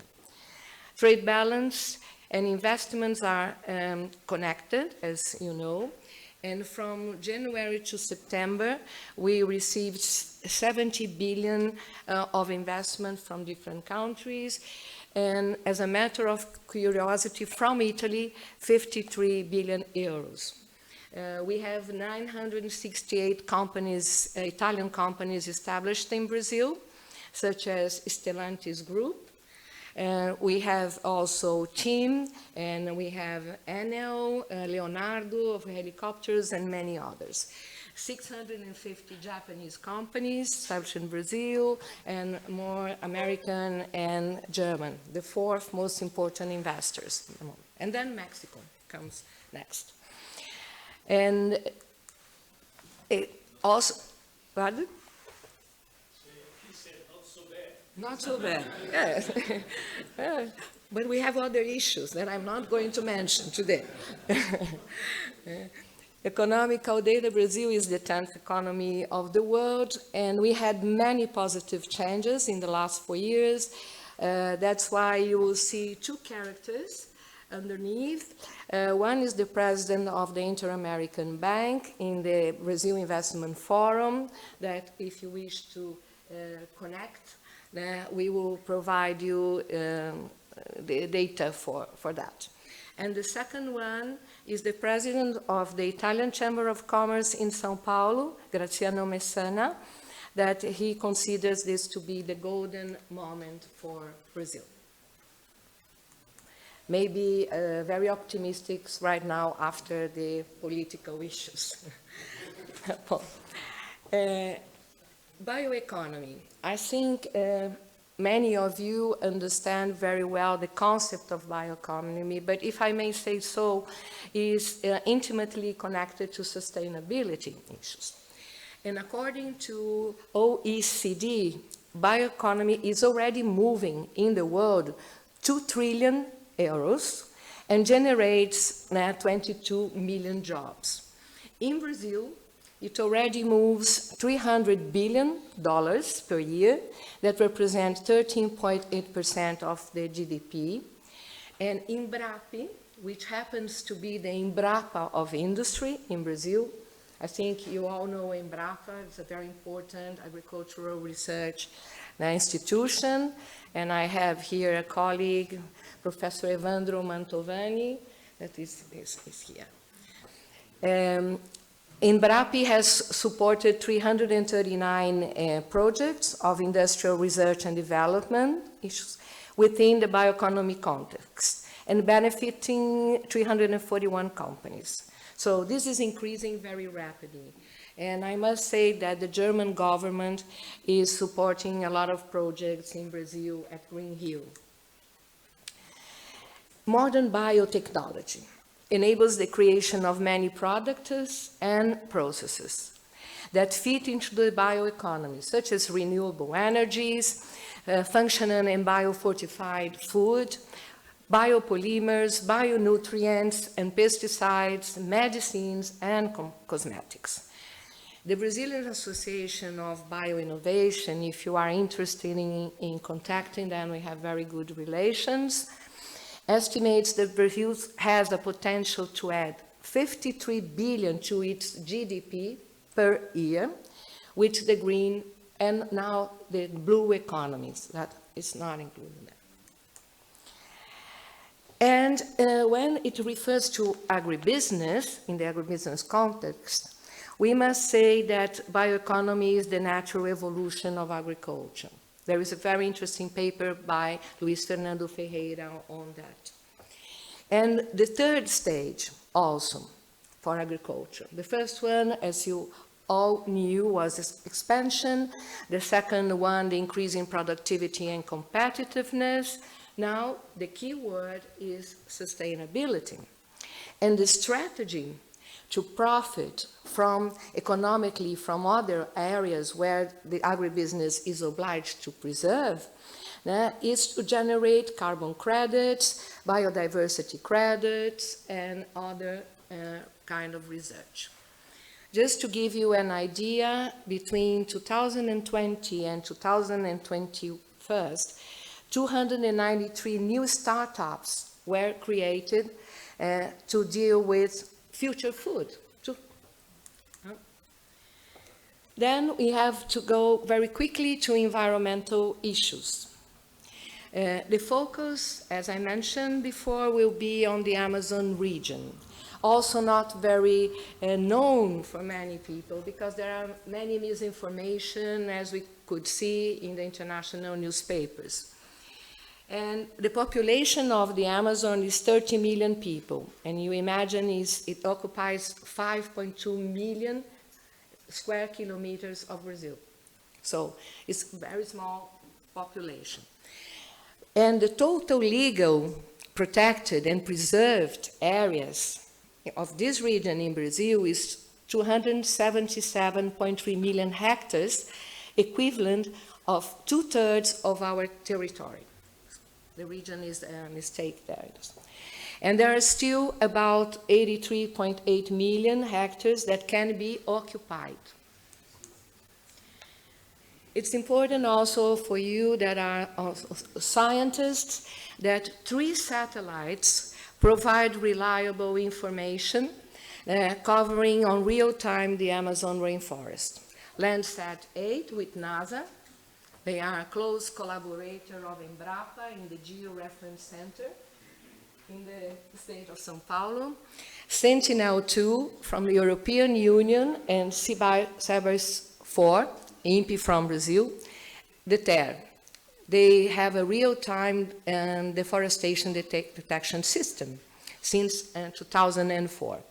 And they utilize Imagine's WFI sensor on board of the satellite Cybers. PRODES is a monitoring program of the Brazilian Amazon rainforest by satellite, and both PRODES and the TER monitor the so-called legal Amazon region.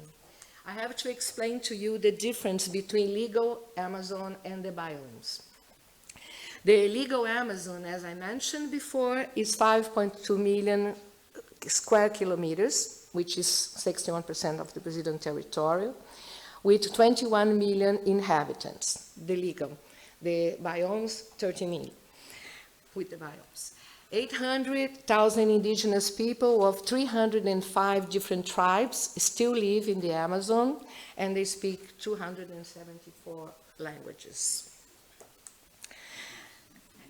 The Amazon biome instead comprises 9 countries, and of which Brazil represents, of these 9 countries of the biome, 4.2 million, and thus represent half of the Brazilian territory. Conservation units under full protection, such as ecological stations and national parks, are 204. Indigenous lands, 337, under the administration of FUNAI, which is part of the Brazilian government.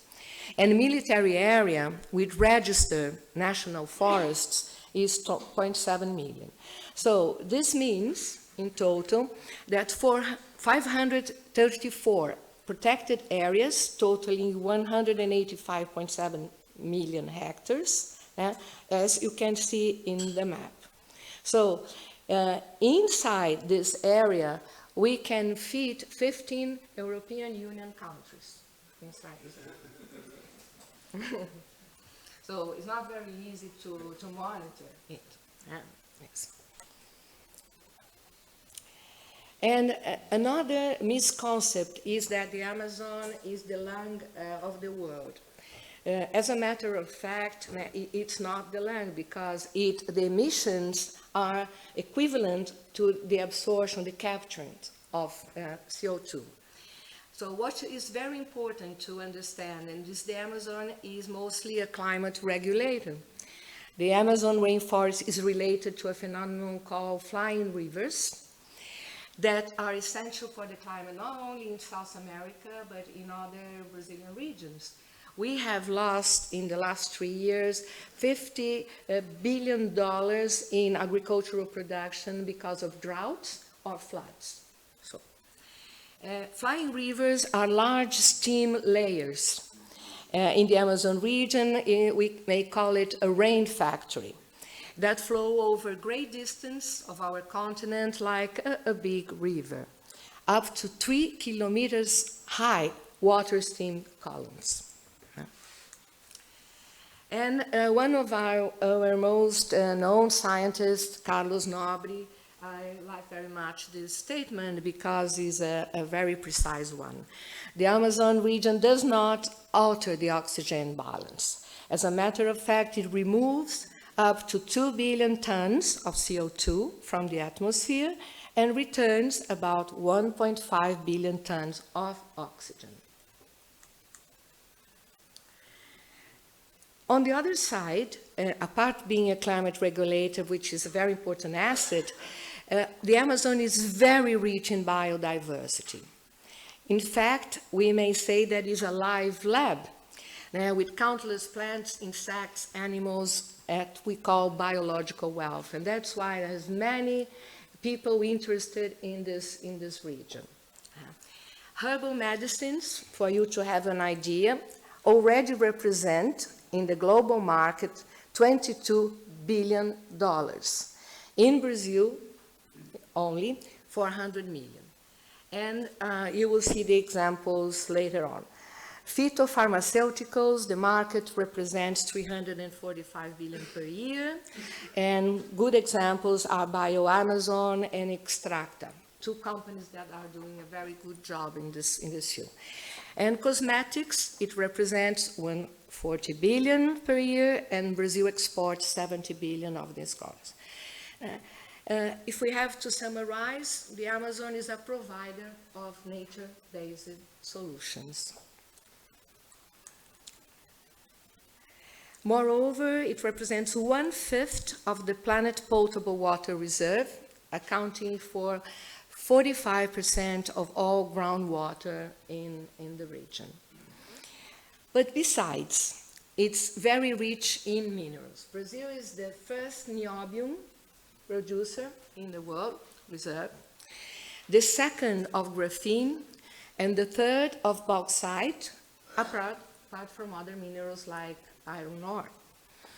And more than 40% of the Amazon territory is located in a pre-Cambrian area, with a great potential of mineral sources such as iron ore, manganese, copper, zinc, aluminium, chrome, titanium, phosphate, gold, and nickel.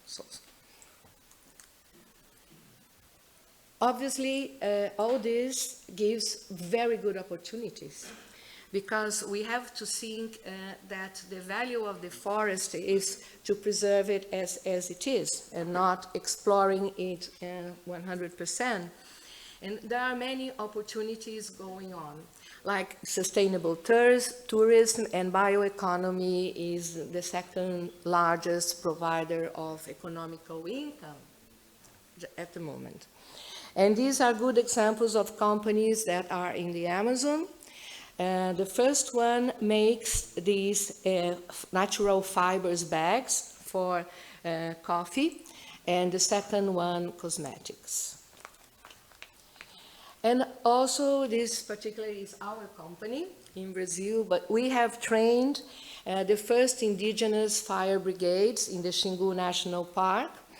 And what you see on the right side, after 5 years of this project, with ISA and also with the fire brigades of the state of Mato Grosso, we managed to reduce to 0 forest fires. So this is a good example that I think is important. And you will see, well, this is, we train and deliver firefighting equipment to many parks, not only in Brazil, but in many countries in the world. And this is Iguaçu Falls Park, and what you see on the right side is a sloth, the name of this animal, and he jumped in one of our pickups running from the fire.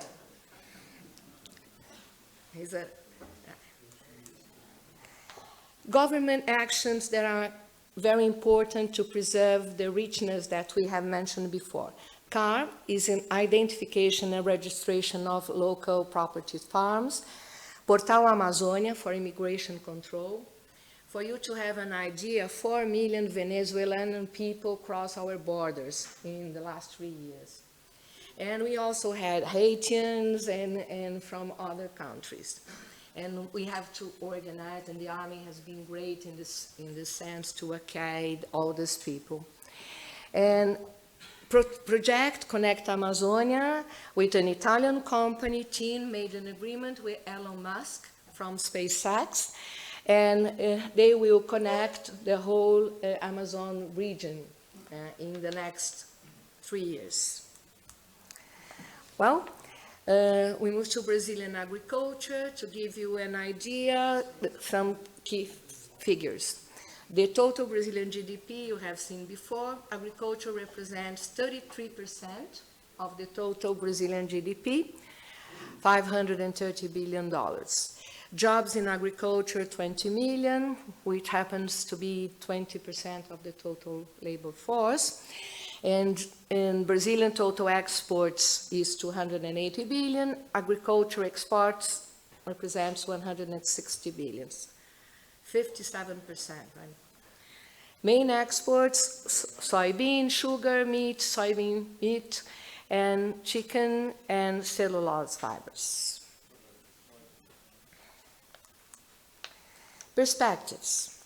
Brazil is expected to become, in the next 5 years, the largest grain exporter in the world. According to Embrapa, and I will keep quoting Embrapa, grain production is expected to grow from 270 million tons to more than 320 million in 2030. USDA estimates that Brazil should have a prominent global share in different products by 2030, such as soybean, chicken meat, corn, cotton, and pork, without destroying 1 hectare of forest. I can assure you. Agricultural commodities production, as you can see, we have mentioned some of them, but ethanol, I think, is very important to quote, orange juice, swine, and coffee. And the largest producer states on the center-west part of Brazil, these 3, Bahia in the northeast, Pará in the north, in the southeast, Minas Gerais and São Paulo, and in the south, Paraná and Rio Grande do Sul. Brazil has 5 regions that are completely different from each other. We cannot compare this southeast with the northeast, the south with the north. Different realities, but all very interesting ones. This is the farm size segmentation in Brazil. Small growers, we have 5 million properties in total in Brazil, agricultural property. 3.9 million are small ones established, which represent what you see, the percentage of GDP. The revenues up to 2 minimum wages, and mainly in the north and northeast, poor technology, and the government policies dependency to adopt technology, and also credit and financing to buy fertilizers and agrochemicals or others. Small and medium growers are 976,000 establishments, which represent 11% of agricultural GDP. We may consider this a part of the agricultural intelligence of Brazil. Maybe it's in the middle. The revenues between 2 and 10 minimum wages, and mainly in the south and southeast, and with access to spray and other technologies. The medium large growers are 420,000 establishments, 85% of agricultural GDP, and the regions of major agricultural crops that mentioned before. Access to the best technologies and fully adopt agriculture for zero agriculture. We have to mention, to finalize this chapter, that biological agriculture increasing tremendously. In Europe, increases already 66%, and this represents an increase of 9.5 million hectares, corresponding to 9.1% of the total agricultural production surface. In Brazil, the organic production occupies 1.3 million hectares, with 70,000 organic farms registered and certified. And the organic production per year, as you can see, is concentrated on vegetables, tropical fruits, orange juice, coffee, sugar, chicken, and milk. Well, agricultural 4.0, I think you all know very well, but this is a summary what is available in Brazil and employed by these large farms.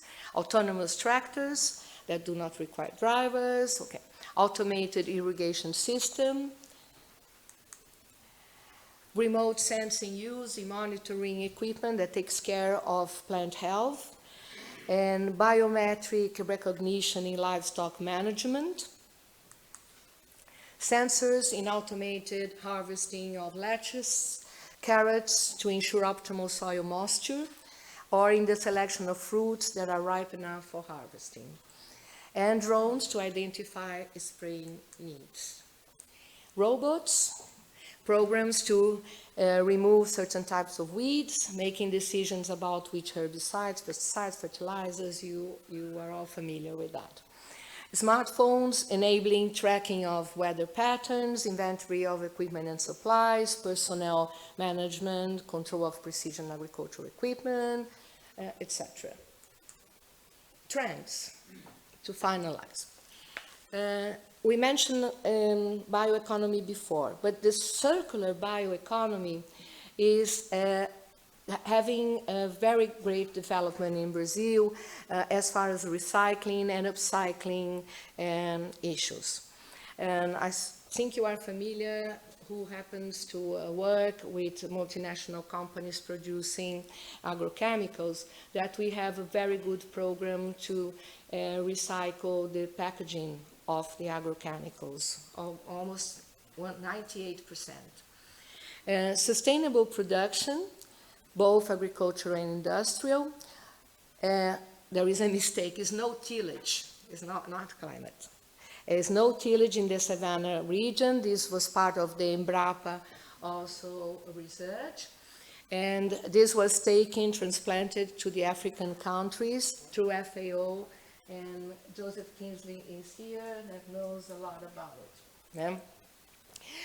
ILPF, also developed by Embrapa, is the integration of crops, cattle breeding, and forests in the same property. And this means that you optimize the land use by combining these three activities.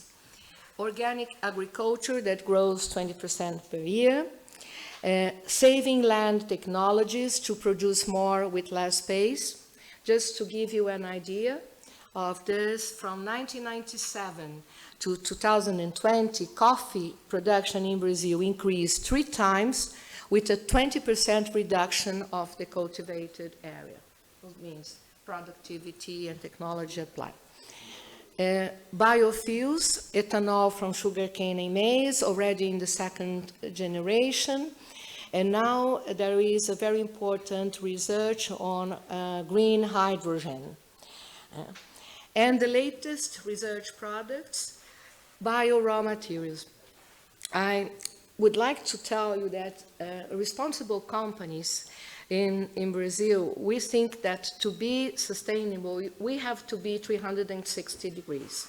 And this means that not only producing machines that are sustainably correct, but also raw materials, also processes, also services. So it's 360 degrees to be a really sustainable company. And what is becoming a very important area of research in Brazil is the bioplastics, and especially coming biodegradable from cellulose nanofibers. Now, this is a project of the University of São Paulo. And biobatteries. This is a big problem. I listened to some of you this morning now discussing about the problem and the importance of batteries, and we all use lithium, but lithium, as you know, you have to discard it. And even if in Brazil we have what we call reverse logistics, in other countries you can find it. So 2 areas of research is increasing. One is using graphene in the production of batteries, and the second one is water from the sea, seawater, magnesium sodium. And BMW is already launching the first cars using sea water-based batteries. Well, just to finish, Saint-Exupéry used to say that the future is not a place where we are heading to, but a place that we are creating. The pathway towards it cannot be found, but built, and the act of making changes not only the creator, but also destiny. I would like to finalize saying to you that we truly believe that we are living in an admirable new world, as Aldous Huxley used to say, but with universal problems that have to be faced with global solutions. And this means that we have to work together. Not only countries, associations, business associations, companies, but people. And also to combine science, industry, agriculture, and other areas of activities. Thank you very much.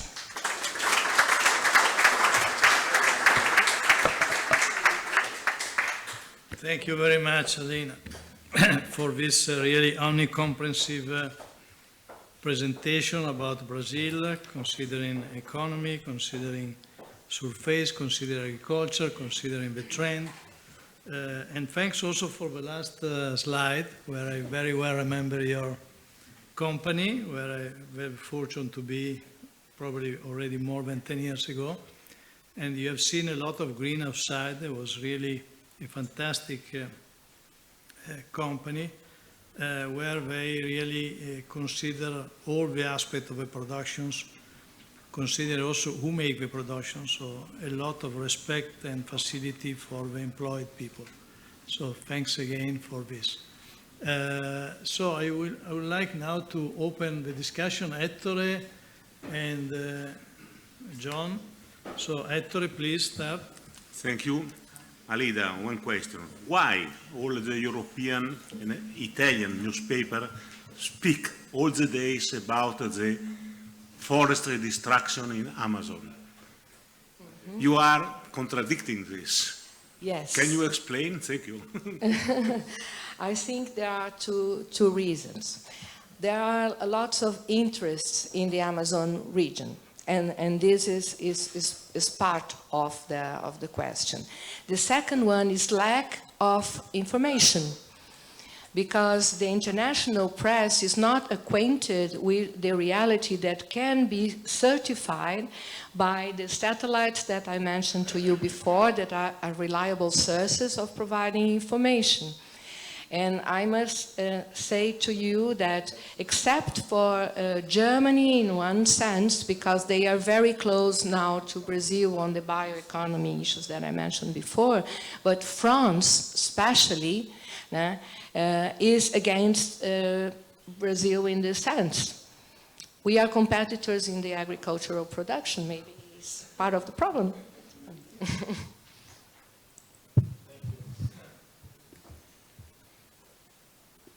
We have a question also from John.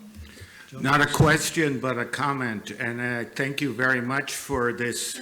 We need to be aware of the situation in Brazil, including the agricultural thing. And for this audience in particularly, there's a Portuguese language book called Digital Agriculture that's in its second edition. We have just this month, Springer released a English translation. So if you want sort of a Portuguese, a Brazilian perspective on digital agriculture, those of you who specialize in it, you might want to check out the Springer website. Thank you. Now Marco, please. As Federunacoma, we participate almost every edition at a fair in Brazil, which is called Agri-Show. This fair in Brazil is very big, very nice, and it's presenting obviously all the latest mechanization suitable for the size of Brazil. You can imagine the size of machines. I mean, some companies are impressive, really.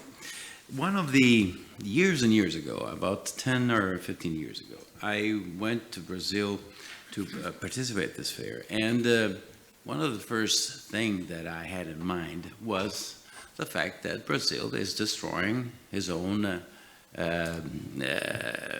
soil and at that time there was an article in the newspaper that it was saying that the sugarcane is killing Brazil. So in the same area where this fair is held, there's a center of study for the sugarcane. And it's a very, very specialized center, and it studies only the effect of sugarcane. And you know that in Brazil with sugarcane, they have solved two problems. The first one is an agricultural problem, and the second one is an energy problem. So it was extremely brilliant as a solution. But what I was trying to say is this. The problem of the fact that the sugarcane production is killing the surface of the Amazon. First of all, it's completely far away, the sugarcane area from the Amazon. But secondly, in the recent 15, 20 years, Brazil has not increased 1 square meter the surface of the sugarcane. And that's proof from the drones and from the satellite. And how did they increase this production? How did they produce so much energy producing sugarcane for sugar and sugarcane for ethanol? Simply, they have modified genetically the sugarcane. Sugarcane went from 1.5 meters to more than 4 meters. So they more than doubled the surface of the production of sugarcane. But you learn these things when you go there, and they prove it to you with, statistic analysis, research, and etc. But you don't get these information from the newspapers, and sometimes you get strange information from the newspapers. This is just a contribution in favor of Alida. Thank you. Very kind of you. Another ambassador for Brazil. So now we have Niemeyer, please. I'd like to add to the presentation of Professor.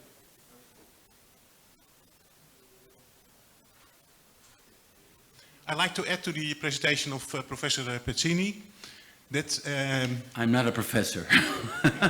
Then it's a compliment.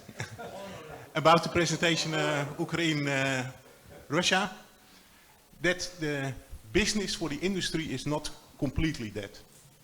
Because we have our obligations just to supply spare parts, to supply software, and as long as it's not dual purpose, it's allowed to export it. So there is still business going on.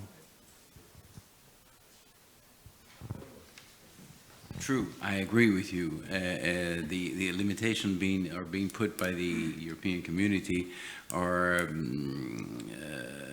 concentrating on the supplies that might be used in the conflict, let's put it this way, okay? Obviously, some components can still be exchanged. Obviously, the agricultural machinery, it's not forbidden. What it gets difficult, it's for them to pay, since of the restriction that they have right now. If you don't use strange triangle, but this is the situation, obviously. Okay, last question from Carl. Then we will have a picture all together. So please stay here. Thank you very much for this interesting presentation. My question is, you have shown that a very high number of very small farms is apparent in Brazil, and this is probably the reason that still 20% of the working people are in agriculture. You know, in Europe it's about 2%. And but the question is, what about contractors? And more than contractors, what you have is a very interesting system of cooperatives. So if you go to the state of Santa Catarina, for instance, there are cooperatives that have produced pork meat, 50,000 small areas, small farms producing. But they are under the guidance of a very important cooperative that the agronomists, the zootechnists, now they provide the knowledge, the new technologies to these people that are part of the cooperative. And when you go to the northeast, the reality is a little bit different because it's a very basic, intensive agriculture. And they still depend on the government programs. There is a special financing for these small properties that is called PRONAF. And also there is a special program for educating these people in this part of the country. Thank you. Thank you. So, as I say, we can close this day with these really two interesting sessions. Again, I would like to thank everybody, especially the session chairman and the speakers for the very interesting presentations. Now is the time for the photo. I would like also to thank also the colleagues. Just a second, please. To thank also the colleagues that are following us by Wi-Fi, by web, and especially people like our friend Gajendra, for which that is still following us, while the local time there is little different from our one. And if it's possible, I ask to the organizer, when we make the picture, if you can put on the bottom the people that are present online, so we can see also the picture of them behind us, if this could be possible, please. Thank you. So we put here in front of us, not in front of the projector, so vice versa, we cover our friends that are online. Thank you very much. And the last things before closing, just remember to be in time, so you have, as was scheduled, some more time for the free visit, but be where the bus leave you this morning, not later than 6:45. Bus will leave 6:45. Okay? See you there. Okay.